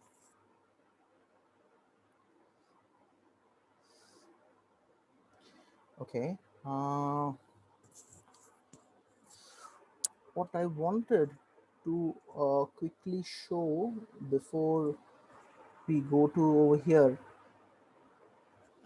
is one more visualization for a different domain again. Let me share the screen quickly.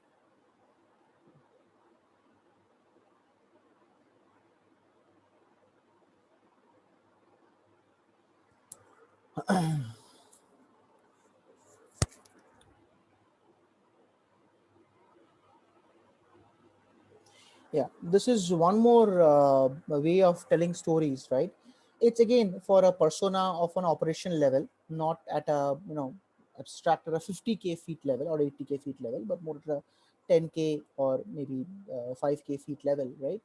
It shows about the visualization measuring the recovery time, right? Time from the arrival of the flight until delivery, right? And it identifies which factors are influencing the recovery time more, essentially. It's called analytic techniques or the grouped means that allows to measure the impact of every parameter, the shift, the weekdays, the category of products, whether it's a part shipment or not, right? So in this way, so these are basically what are typically the particular dimensions over here, essentially the shift, the weekday, the category of product over here, right?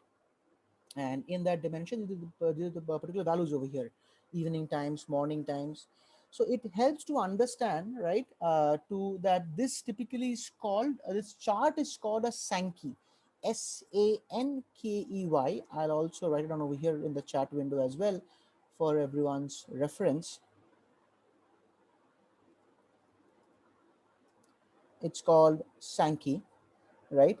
Uh, to understand that, if you see over here in the actual, this is a PDF, I don't have the actual one, where you can actually click on these particular values and automatically these things will come, right? So over here you see, again, the colors help me to understand very quickly that, okay, the recovery times are my typically over here, the metrics over here. So these particular values which denotes the colors, which has probably, the high time, the recovery times are more red in color, and the less times are green and yellow in that divergence is concerned, right? So what I see over here, that where do I need to focus on which product or on which shift or on which weekday, on which part shipment, right? I need to focus on typically, right? So slower is bad for me, high speed or have a less recovery time is good for me typically, right? So I definitely see over here typically what are my inferences coming out, right? That in mornings typically, right, the recovery times are typically bad on mornings on Fridays. See the color over here, this particular part, that tells me to how helps me to understand over here that which weekday on which particular shift type the particular times are taking more. So Friday mornings are particularly bad, so are Thursdays mornings as well to an extent, but the most, so I take it one by one, step by step, crawl, walk and then run. So step by step, first one option is definitely the Friday mornings, right? And best on Saturdays and on Wednesdays. That's what is coming from here, right? Also I see that, okay, fine, so I need to focus on what is happening, what is the problem out here on the Friday morning. Is the amount of people less, or the typical the flight timings are getting delayed, etc, etc. I mean, anyway, that is from the flight arrival time, but from the delivery time which you promised, typically is it happening delay over there or not, enough traffic on that particular days or not, what is the issue, or less manpower, etc, etc. And accordingly I can take the action based on this insights. For example, the Sundays typically, right, RPP is one product category is unusually very slow on Sundays. I see over here the FH product category has best recovery time, while ZDH is much worse over here. The color tells me that. So every particular color over here indicates the metric divergence. More time, redder, more red, lesser time, it's on a greener side typically, right? Part ship products tend to perform worse than the full shipments over here, right? So we here I see definitely 40 to 60% and less than 20% are not doing well. And you see over here ZDH category, which has been identified, is much worse in the product category compared to other products. ZDH, the part shipments of less than 20% are not doing well. So three key takeaways from this insight.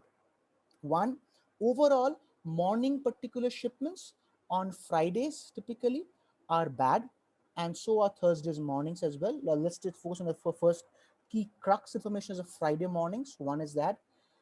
Second, Sundays are unusually very slow for RPP products. So what's happening over there is the product category people over there not available, less manpower, traffic, etc., etc. We'll see that particular thing over there as well. And the third one, ZDH also is having a very bad, unusual recovery time over there, and especially for part shipments, right? This kind of a diagram is operational in nature, right? Helps to understand analysis. Full indicate, I mean, the shipment is done in complete way, right? There is no part shipments typically. We're not talking about Amazon shipments, those kind of things typically, but shipments where there are multiple, assignments for one particular product over there are being delivered one by one, right, to the distributors. So that means a full shipment. It's not part by part happening. Okay. So think about it now. It's called Sankey. Sankey. Now, think about it. Where can you apply this more? Or where you have you seen this diagram earlier? Have you seen this kind of applicability of this kind of insights? I can think one for sure. Everyday office operations. Can you elaborate? If you can unmute yourself, that will be helpful for others and myself as well. Office operation in the sense that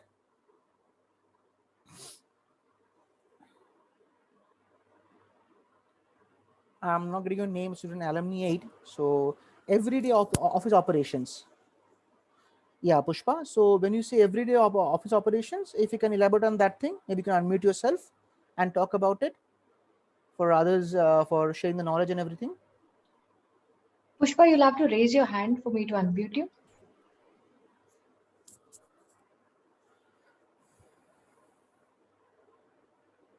Go ahead, Pushpa, you can ask a question. Yeah, thank you. Yeah. Hi, Ankush. Sorry, Anshuk. Yeah. And hi, everybody. So what I was thinking was like, at what time of the day, depending on what department they belong to or what kind of work it is, we could identify how much of population or how much of work is being done or how many hours of work is how many hours it is taking to conduct the work. Got it. So basically the productivity essentially. Correct? Yeah, exactly. Correct. So let's take your example. Satish, I'll come back to your various operations. Very good example. Let's take your example and let's try to break it one by one. Instead of break it, I mean basically into small pieces. So one is definitely department is one dimension, right? One is the type of work is our dimension, correct? Yeah. The other is that department has, this segment of number of workers, let's say less than 20, less than 5, between 20 and 50, like that particular thing itself. Manpower. Yeah. The manpower, right? So department, type of work, segment or population of people over there. These can be my different dimensions, right? And others also, if required be so, a kind of an average skill set, right? In segment of workers can be also helpful, right? And these colors can probably denote the efficacy or the efficiency or the productivity in the number of hours, if required be so, or some other metric which will tell me that these are the ways. And also the thing can be helpful that how much of the training they have received, right? These department, these workers, etc., right? That will help to understand that is I'm missing on any training or not, right? Is my knowledge enough or not, etc. Correct. Yep. The other thing also, we could try to see if the culture encouraged within the office. Diversifications, correct? Yeah. Absolutely. Yeah. Sure. Thank you. Yeah. Thank you. Rajkumar, engagement of employees you're referring to? You can probably raise your hand and then unmute yourself.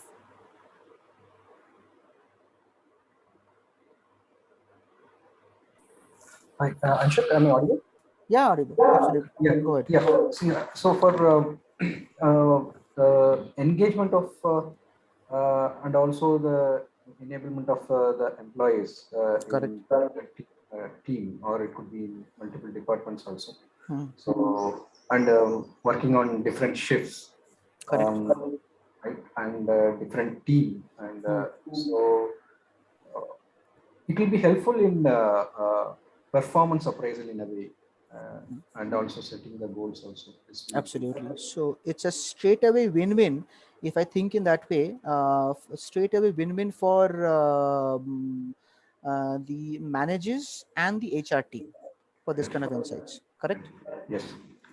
Perfect. Perfect. Okay.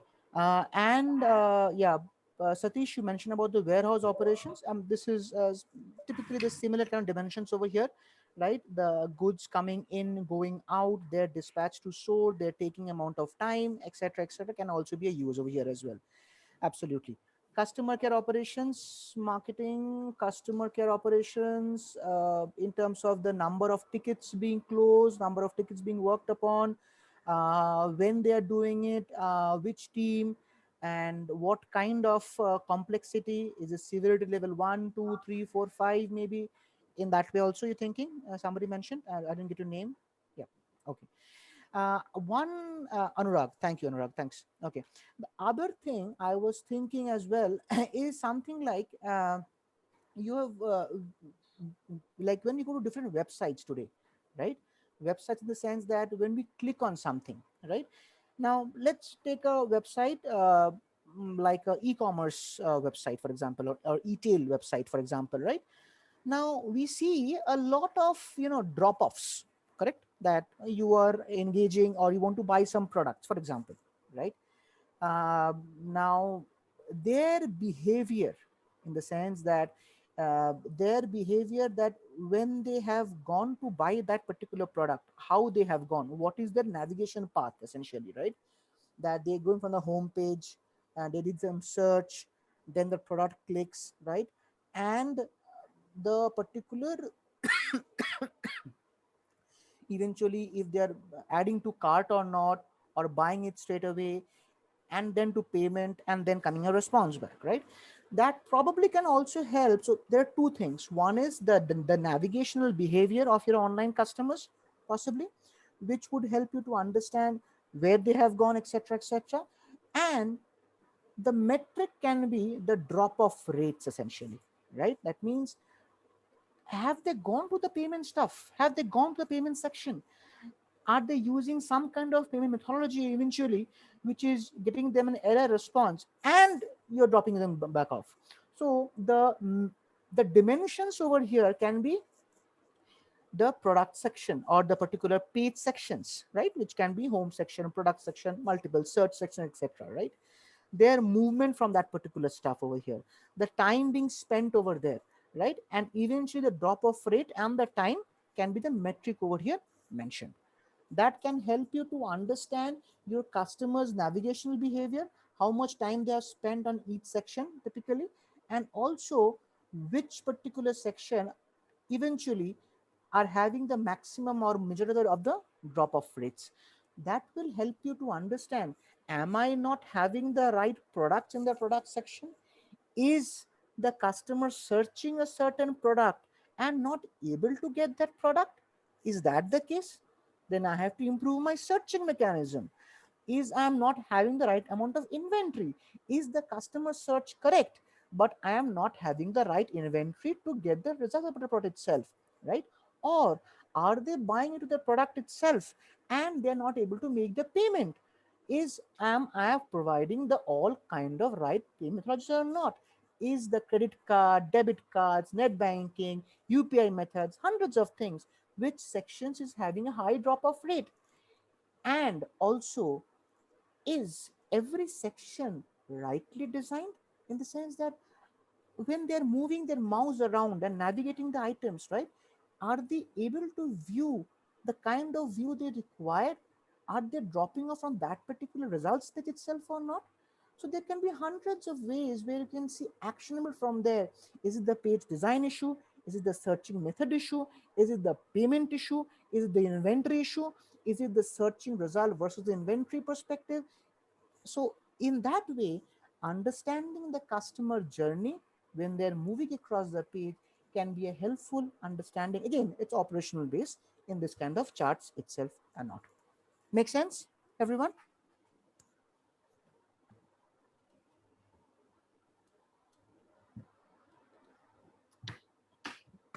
Yeah. Okay. One sec. I'll just shift my, I'll add one more connection over here so we can quickly go through the Power BI stuff as well for everyone. Okay. Let me just connect from here. Give me a moment. So it's in my other machine because Power BI, this is my Ubuntu Linux box. Power BI doesn't work here. So I will use the Microsoft Windows to check it over there.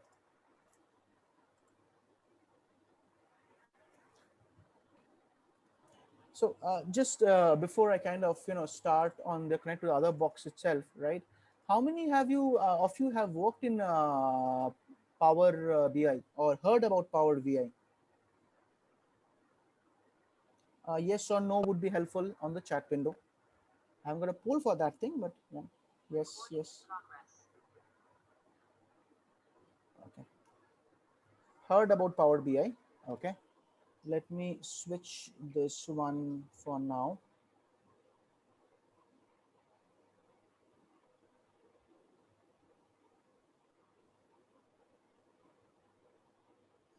Also navigate the dashboard. Okay, Debraj, I know the person name.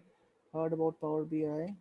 Okay, I used once for ML project. Okay, Anurag, got it. Okay, okay, okay.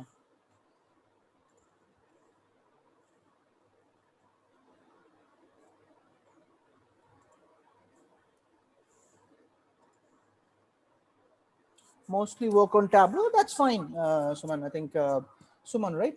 That's okay because one sec.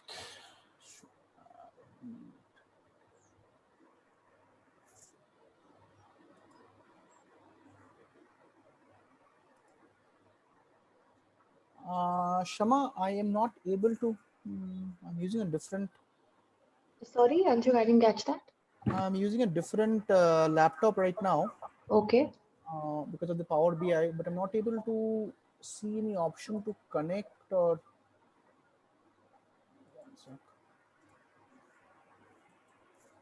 I'm not able to see an option to share the screen from here. Did you join with the same link given? Yes, I did. Okay. I see only one login from your previous computer. I don't see another one. Let me leave from here. One sec.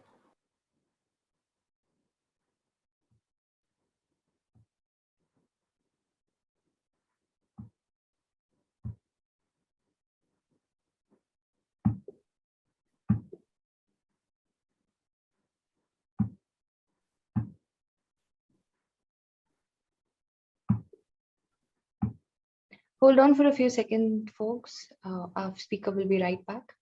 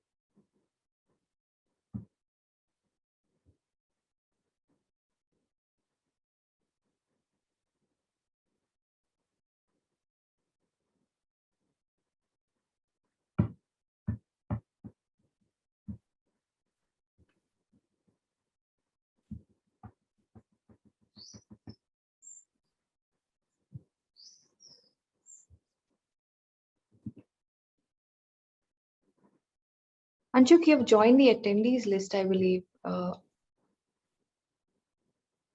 Give me a moment. I'll just shift you to panel.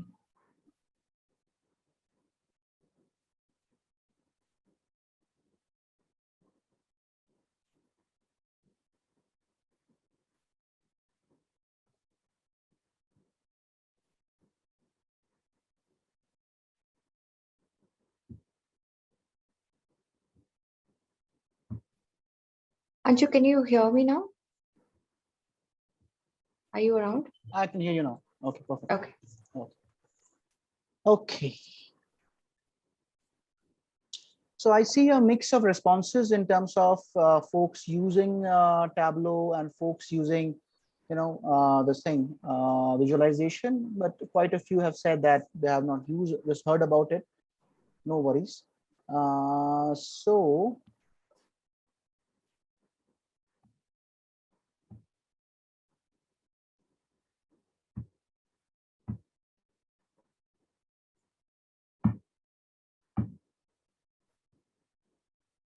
just opening up Power BI, give me a moment here.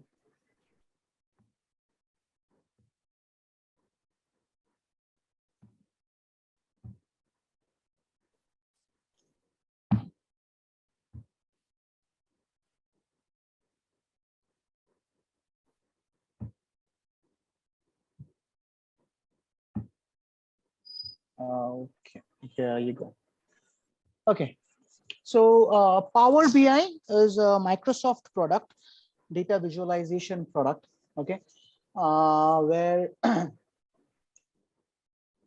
mean, people who have been working on Excel as well, right? And playing with, I mean, I personally feel Excel itself of Microsoft is a very, very powerful tool, right? If we know to, evangelize all the different aspects of Excel, be it, formulas, functions of Excel, and even different visualization aspects of Excel. But obviously, Excel has its own limitations in terms of the data size and everything performing. That's a different thing. But for a smaller data perspective and presentation, that's a pretty decent tool, Excel. And Excel has matured a lot over a period of time in terms of visualizations. If you've seen the visuals in the latest version of Excel, are far, far more matured compared to what it has been, compared simple lines and those kind of things, essentially. Okay. So now, for folks, everybody, I want to make it as simple as much as possible. When you open Power BI, right? I mean, you'll have immense number of options, right? Let's say this is a Power BI editor or a Power BI a desktop editor, typically, which runs primarily on Microsoft, right? There are a range of options where, I mean, at the end of the day, it not only helps to, create visualization. Yes, is it Anurag or somebody, Alumni 9 has asked, yes, we can use a free version of desktop of Power BI. In fact, this is a free version typically, but obviously free versions comes with a certain amount of limitations. But if you are thinking or wondering about, can I play with the data in Excels, in CSV files? Absolutely, you can create charts very, very easily. In fact, other databases as well, like MySQL and those things, you can easily, or even Microsoft Access database as well. And the problem becomes that when it becomes to sharing perspective, typically, right? When you want to, let's say, share of your particular charts, let's say, right? You need to have a Microsoft account, which also you can do, but there's a limit number over there as well. You can share the charts. Let's say you want to, I have built a chart for everybody. I want to share with everybody, right? So I can put the charts on the website on directly using Microsoft templates over there and share the link, which you can play around, etc., etc. So to answer your question, Alumni 9, I'm not sure about the name, but it's basically you can play with the version and create visualizations as well, the free version. Okay. And you have a range of data sources, JSONs. If people have heard about JSON, is a semi-structured data format. Parquets, very compressed format, typically Parquet format, PDFs as well, right? Excel, MLB. How many months it would take to learn this tool? Hard to answer, Chandana. Why? Because it depends. I mean, it's not that you pick up this chart and I want to know every particular chart, this tool, and pick up all the chart. It's not like that, right? I mean, again, have an objective, have a requirement, and keep on practicing on that. If I compare with, tools like other or in IPL, right? I mean, everybody will have a course, but that will be a starting point. I mean, again, how much data you want to play around, extrapolate, elaborate the data, etc. It might take maybe a couple of months, but again, we have to always keep on your foot, that keep on learning and adding. You see the list of visualizations you keep on adding, and which explains or which would helpful to the data. So around a couple of 2 to 3 months would be quite exhaustive. Giving some amount of time per week would be good enough with your or the average kind of experience essentially. I don't have any strong opinion about Tableau or Power BI. I mean, again, Tableau has its own power, what do you call? Absolutely, Devraj. It's a beginner for this tool, but free version would be more than good enough typically, right? It's not that it's good or bad. Tableau versus Power BI. Power BI has certain particular aspects which are very good in terms of not the charts. Charts are more or less there already, the basic ones. Data wise, performance wise, Tableau has options, performance of caching. Power BI also has caching this thing as well.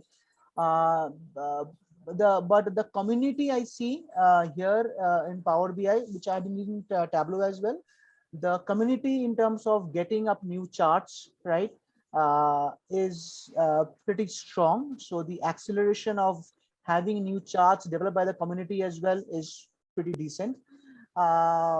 Also, I've seen the Power BI community. They have when you put across questions, if you're stuck somewhere, the community and the people are there, you have good responses coming with solutions as well. So in that way, but Tableau is also a fantastic tool as well. Performance caching, and again, this particular chart is not available in Tableau versus this Power BI. It depends on your requirement. If this is applicable for over there, or not. But in terms of performance, in terms of basic chart inventory, that's awesome. Major challenges when you work across domain analytics. Noisy data, Naresh. To be very honest, noisy data, data errors, data not being properly stored, right? Marrying of data from different sources, right? That is where I feel I have at least seen challenges in healthcare for sure. I have not worked in sports analytics realistically that much, but healthcare I've seen, retail I've seen. So data centralization, erroneous and noisy data, and marrying of data typically, and different kind of names or attributes and columns which are hard to understand. So majority of the time we spend on these understanding of the data papers itself, right? So the domain consultancy of data becomes an important one, Naresh. Okay. Does it help, Naresh? So, I mean, once you learn these tools, it's really the way these tools have been developed, right? It's very, very easy for anybody to work on that thing. But more importantly, focus on the core data. That's more important. Okay. Let me just minimize this. So we have Power Platform, Dataverse, data flows, the data sets there. We have Azure. Maybe have on the cloud databases, Gen 1, Gen 2, table storage, Databricks for distributed computing data, and databases over here, Oracle, SQL, mostly one of the primary databases over here. If somebody is trying to use, if you're not using Excel, for example, today I'll be using Excel. If somebody is not using some kind of databases, when you install Microsoft, you have access coming in. You can use it as a relational database, or you can use MySQL database as well, which comes free.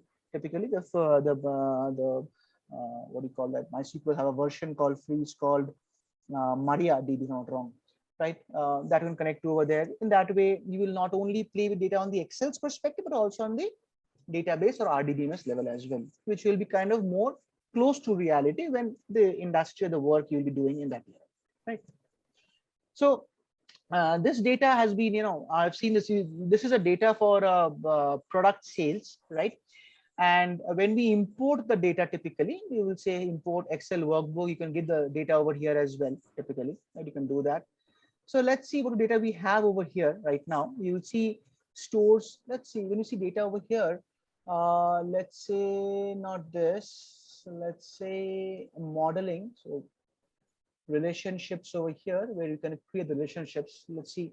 So you see over here, there are multiple data points over here: product subcategory data, sales data, data, and your stores data where the product is located. Right?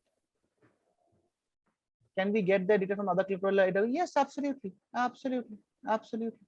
Let me show you here as well, Anurag. So let's say if you go over here, and let's say to home, and you say get data. Let's say you go over here talking about AWS cloud data, or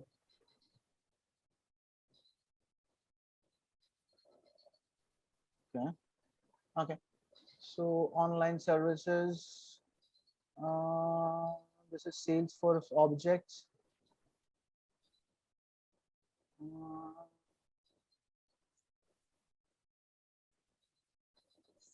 Not AWS, but AWS where? Like where the data is lying typically? Which database? So, Anurag, where the data is lying? Like in terms of S3 or DynamoDB. Okay, so basically objects.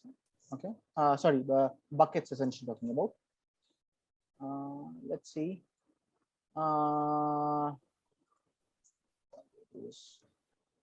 So let's say.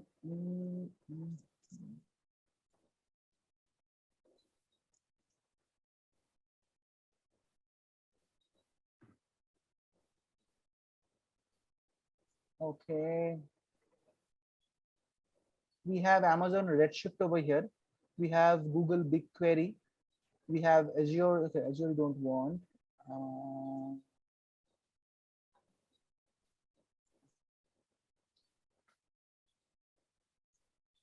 DynamoDB, Dynamics is a different one, but S3,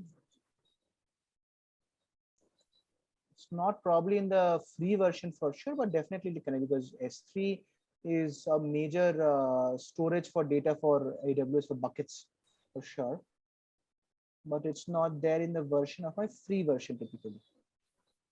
Okay, Amazon Athena you can connect over here as well. You see this one, AWS. Okay. Okay, so let's say we have a data over here, right? And you will see relationships are mentioning, right? Let me close this thing. You have, let's say, sales data for whatever example. Let's see if I open the sales data, right? Channel key, discount amount, discount. So basically the orders for the products they have given for the products. The section connect to it. I don't think so. I had searched of them, but not in the free version for sure. Okay, and you have the sales, how much sales they have showed over here, key of the sales, total cost, unit cost, price, etc., etc. Okay, and what kind of products? For example, let's see, let's pick. So these are basically tabs over here, nothing but the visualization dashboards. These ones we see over here. So let's say if I take a product category key, I don't want the key, I want the ID over here. So I have different categories over here like audio, camera, camcorders, cell phones, etc. And let's say I pick up the subcategory over here as well, that table per se. So like that, and you can link them as well for sure, because every category will have multiple subcategories. Yes, Power BI. Just check this thing. I haven't seen, but should be there for sure, because AWS is something which is there. S3 is something a major source of storage for the buckets typically. Okay. Okay. Now, what we can do over here today is that you see the different products being sold across different categories. What is the sales? What is the promotion I'm applying over here, right? So whenever we import the data, typically these particular tables get formed over there. As for the tabs in an Excel, we have different tabs. Let's say they pick up different tables over there essentially. And what happens? You can add a relationship over there as well. Let's say, right? You can do auto detection over there as well, or you can create a new particular relationship saying that, you know what, this tables, this particular stuff, this particular column, I want to relate with this stuff essentially, like that. Let's say if I take geography and let's say I take product category, the product category key, for example, and the product subcategory C, there's already a relationship between the category and the product subcategory. This particular column, it's highlighted over here, right? So if you want to, sometimes if it is not able to detect the relationship between the keys, essentially, you will be able to create forcefully a new relationship between the keys or some other fields or some columns or attributes, and you can create the relationship between the tables over here, right? So if I think about, if you're picking up something like, as in Excel, you have multiple tabs, right? What happens in this particular case, it identifies every particular tab in Excel as different tables per se, like that. Okay. So let's say I already have created a dashboard. We'll again create from scratch here as well. Okay. And I mean, obviously it's very hard to cover in this master class, but I'll give you an understanding quickly about it. I forgot the full form, but it's called DAX queries, basically, the dynamic analytic expressions. Just like Excel, what do we have? We have formulas, right? We have a plethora of formulas in Excel: summation, calculation, quarters, date functions, string functions, multiple things.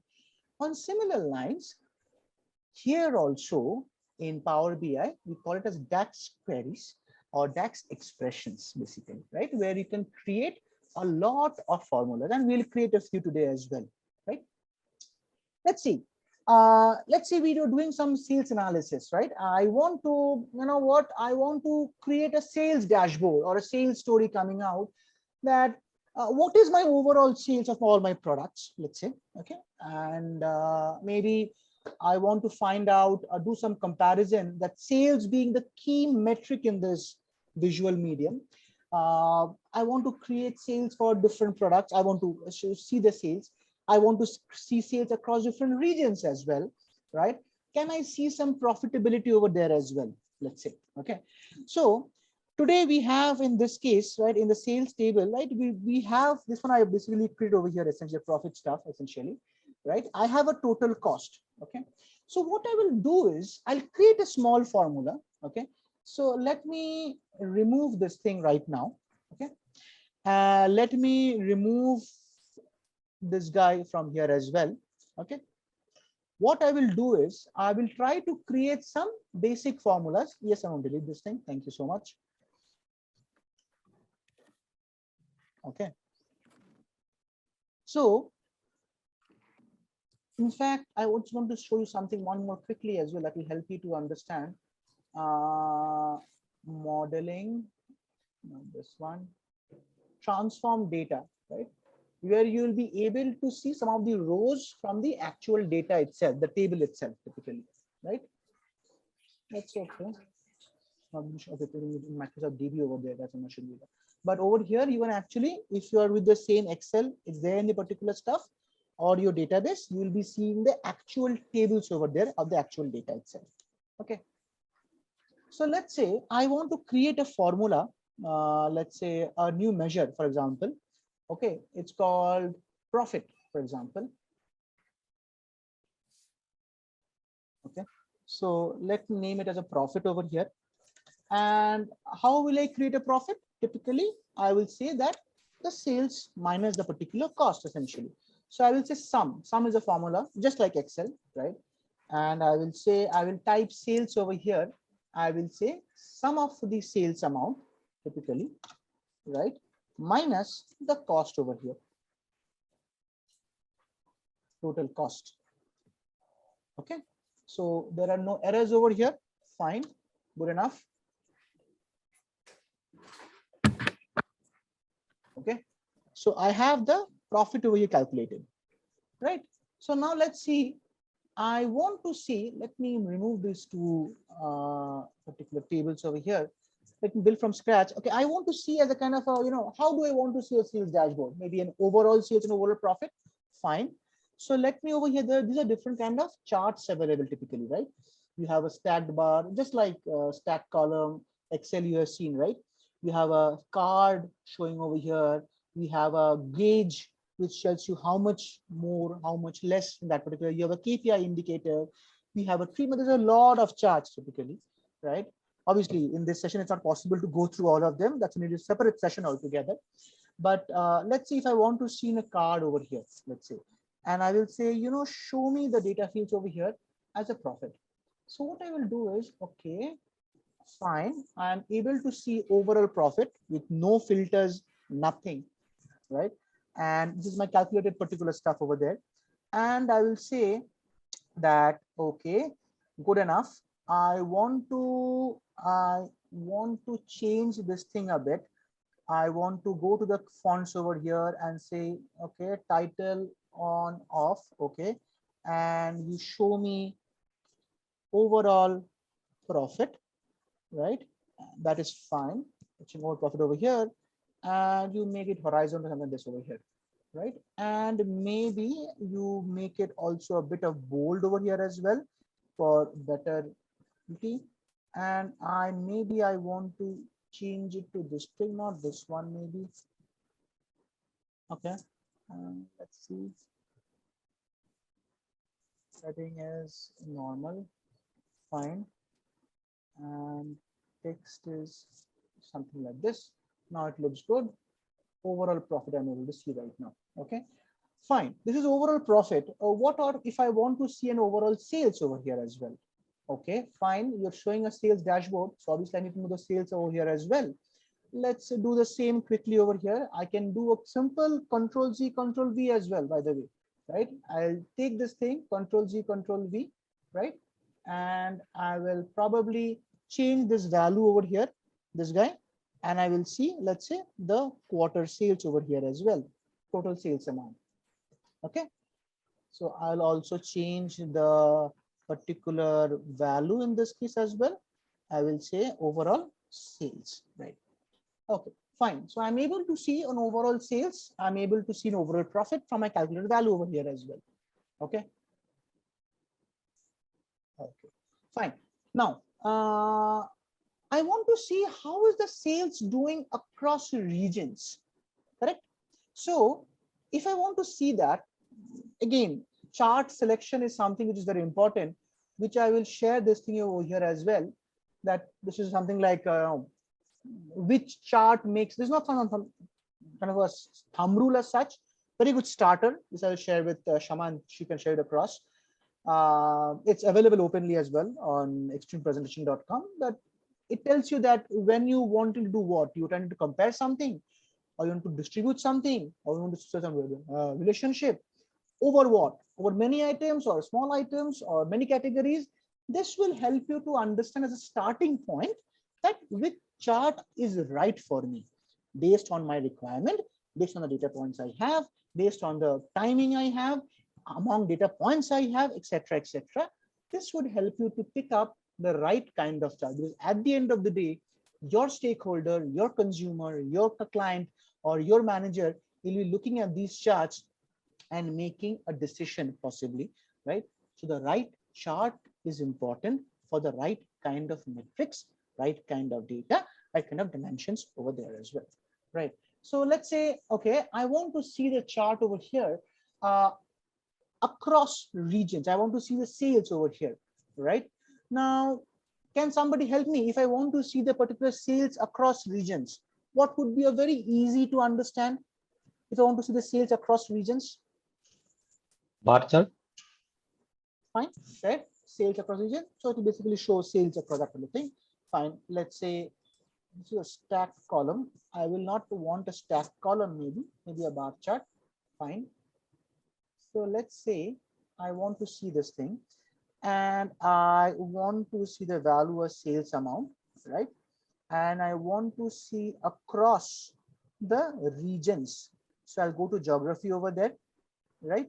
And I will say region country name over here. Okay.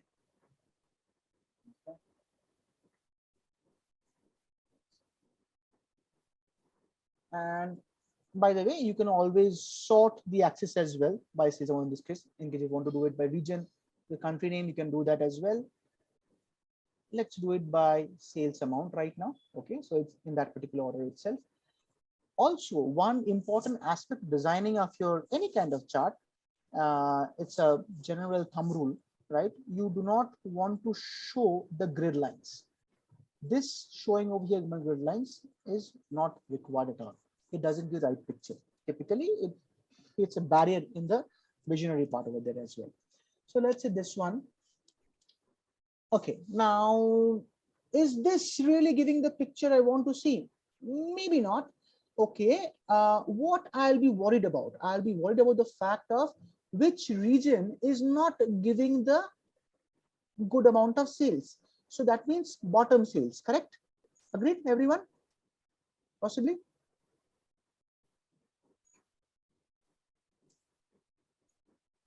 Bar, okay, Satish, I made this bar. This is a bar only, right? Cluster column chart or this one? This one kind of bars over here, essentially. Okay, so here in this case, fine, I want to see the problematic regions where the sales is not doing well. Okay, fine. Let me see over here. You see over here, this filters sales amount. What I will do over here is that the region country, I will say top end. It can be top, can be bottom. I want to see it, the bottom 5 regions.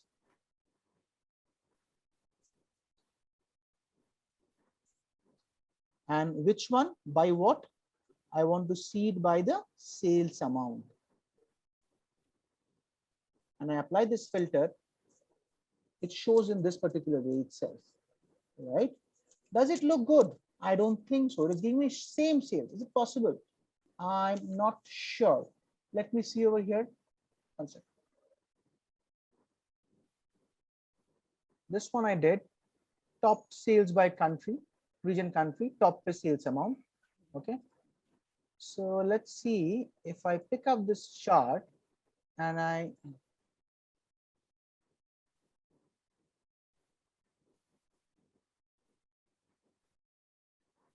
okay. So bottom is showing the same amount over there. Okay, fine. Maybe if I can change this thing as a contributor, this probably is more helpful for me, right? So now you'll be able to appreciate that why am I picking this chart compared to other chart, right? I'm being able to understand that which region is contributing more in terms of sales, top or bottom over here essentially, right? So this probably will be easier for to understand. Oh, you know what? 1, 2, 3, 4, 5. The United States, China, compared Germany, and this thing possibly is helpful over here as well. This is, I think, UK, right? So I'm able to appreciate the contribution factor. Now, in this case, region, it can be product-wise sales, whichever you want to do it essentially, like that, right? So I'm right now concentrating on the product, the sales for the region perspective. Okay. Now, another very important aspect of Power BI is filters, right? Which we over here you have heard in probably in slicer and dicer, typically in Excel probably you have heard of, right? You can have over here this kind of slicer and dicer, which can help you to slice and dice your visual and the overall chart itself.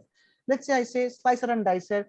Okay, I want to slice it by the time period, which makes sense over here. Fine.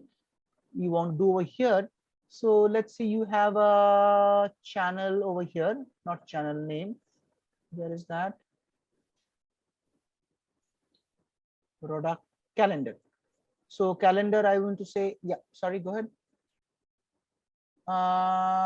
Yes, there will be a filter, all regions who are contributing less than a target value. Fantastic. So let's go over here. Let's say advanced filtering, not advanced. One sec. Basic filtering. Okay. What is that?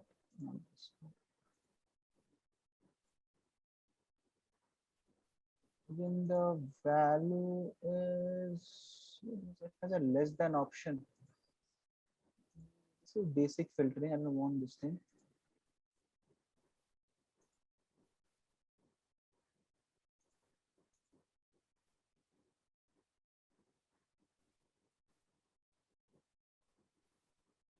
One sec. It's on a metric. say the value is, oops, something like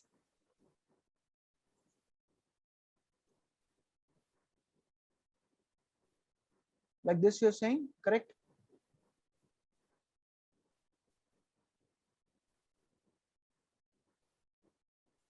This one. Alumnify, is it Anurag or somebody? Okay, yeah. So basically you can put the stuff over here as well, greater than, right? And this you can put the filter. Now, again, you are saying that less than, greater than, right? That happens for numbers. So obviously over here, this is a region perspective and the sales amount that came in numbers over here. Hence I can have the filtering over here at this level. Okay, clear?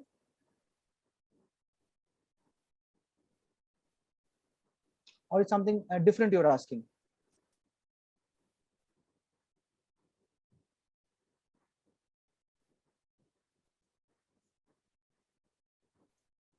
Is it fine? This answer your question?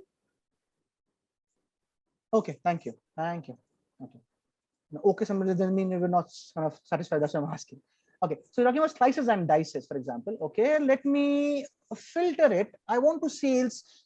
I'm able to see sales, for example. I'm able to see sales for different regions, overall sales. I'll see for products as well. But I also should have a capability to kind of slice and dice across time. Okay, fine. I have a slicer over here.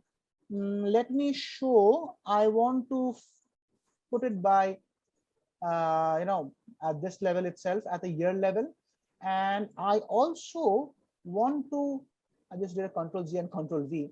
I also want to see it by the quarter of the year as well, if I may, right? So let me click this. Okay, so I have 4 quarters, of course, right? And I have the option over here, less than, a list, something like this. You can always do that stuff, right? You can have between, you can have selections, you can have multiple selections, and the filter is concerned. Okay, so you see this one over here, right?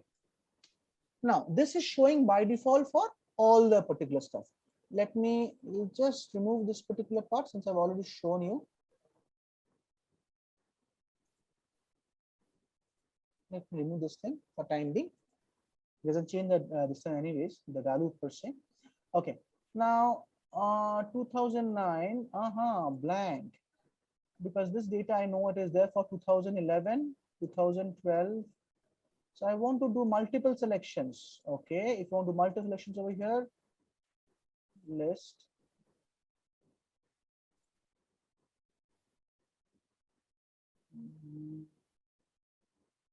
What was that? I forgot that. So many stuffs over here.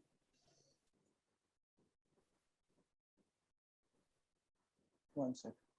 We had some sales analysis.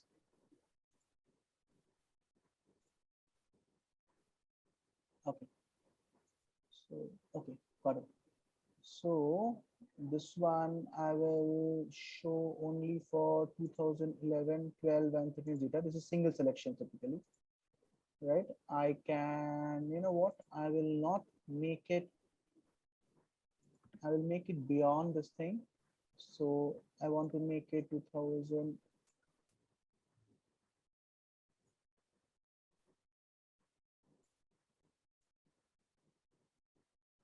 Okay, like this I want to make it, because this is data for, the date is for 11 and 13 typically, right? I want to see for only the quarter once, so it will basically show the summation essentially of between these 3 years, right? Like that.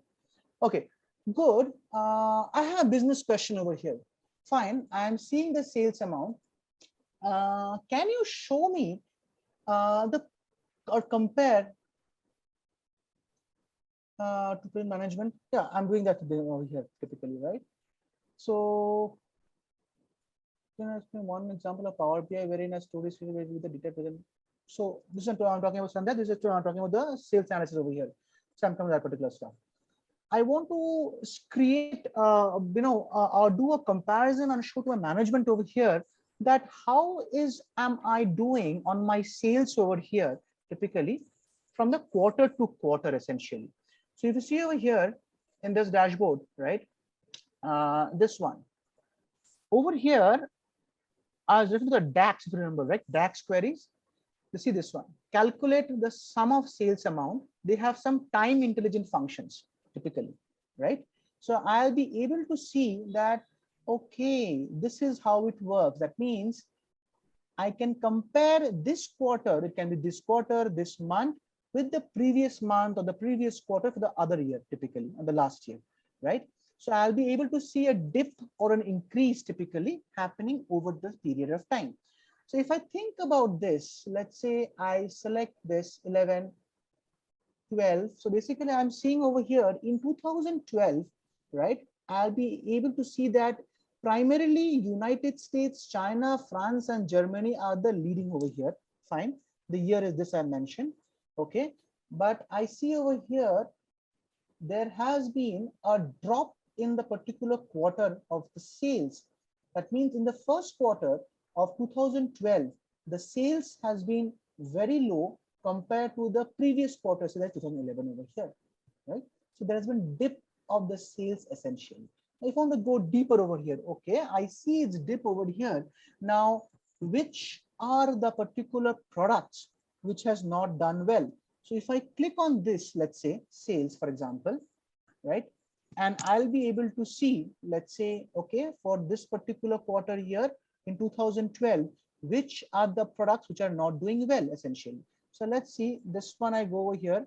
I will not say the top 5.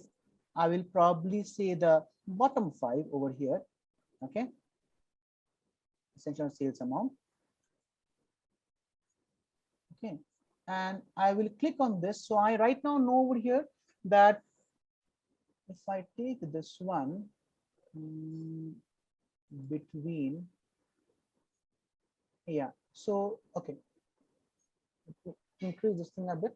What I'm seeing over here, that over a period of time, the sales has dropped miserably bad. One takeaway, right? Okay, now what happened to quarters over there typically, right? So let's say if I'm saying 2011 and I'm saying 2012, right?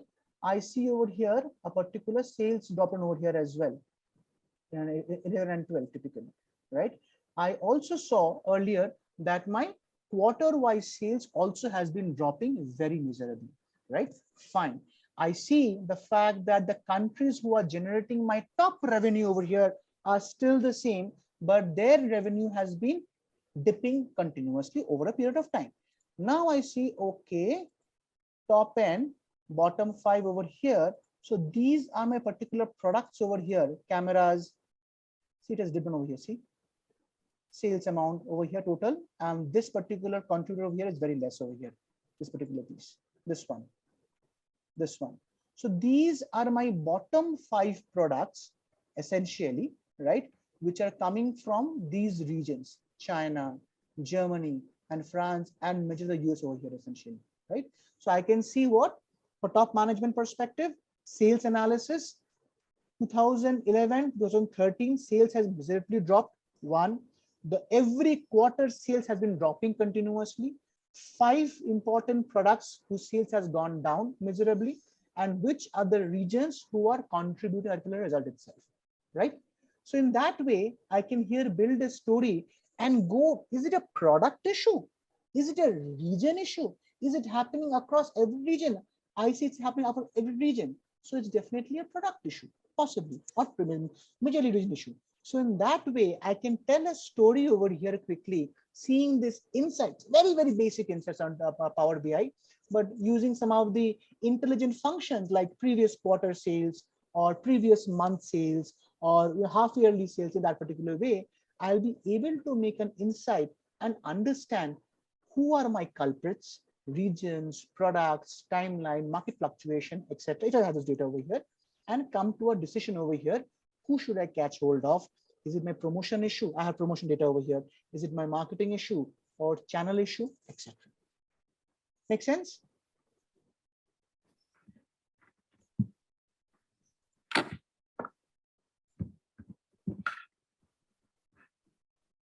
Yeah.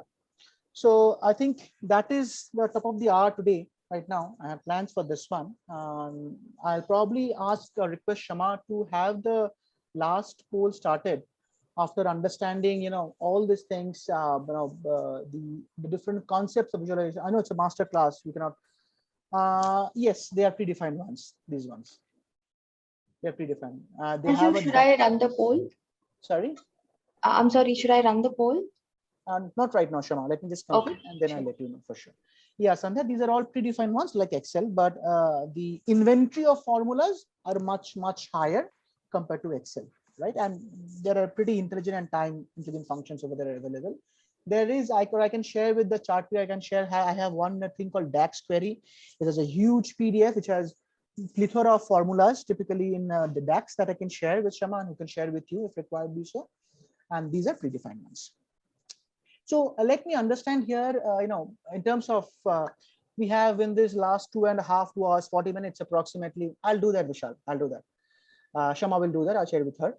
The kind of, where we started from, right? We started from, I remember that table of quiz, right? And quadrant and numbers, small elementary highlighting.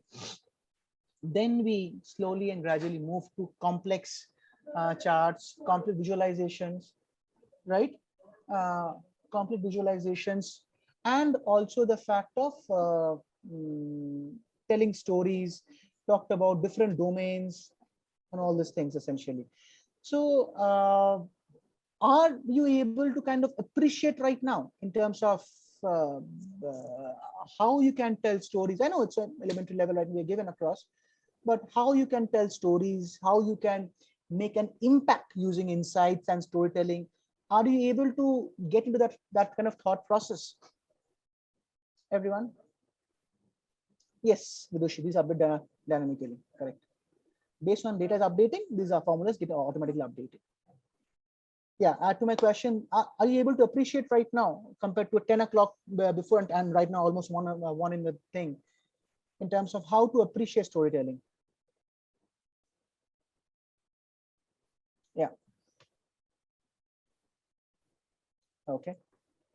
Okay. Cool. Yeah. Any questions? Any thoughts? I'm hearing some background sound. So.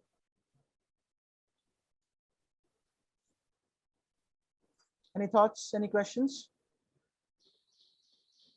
Any suggestions?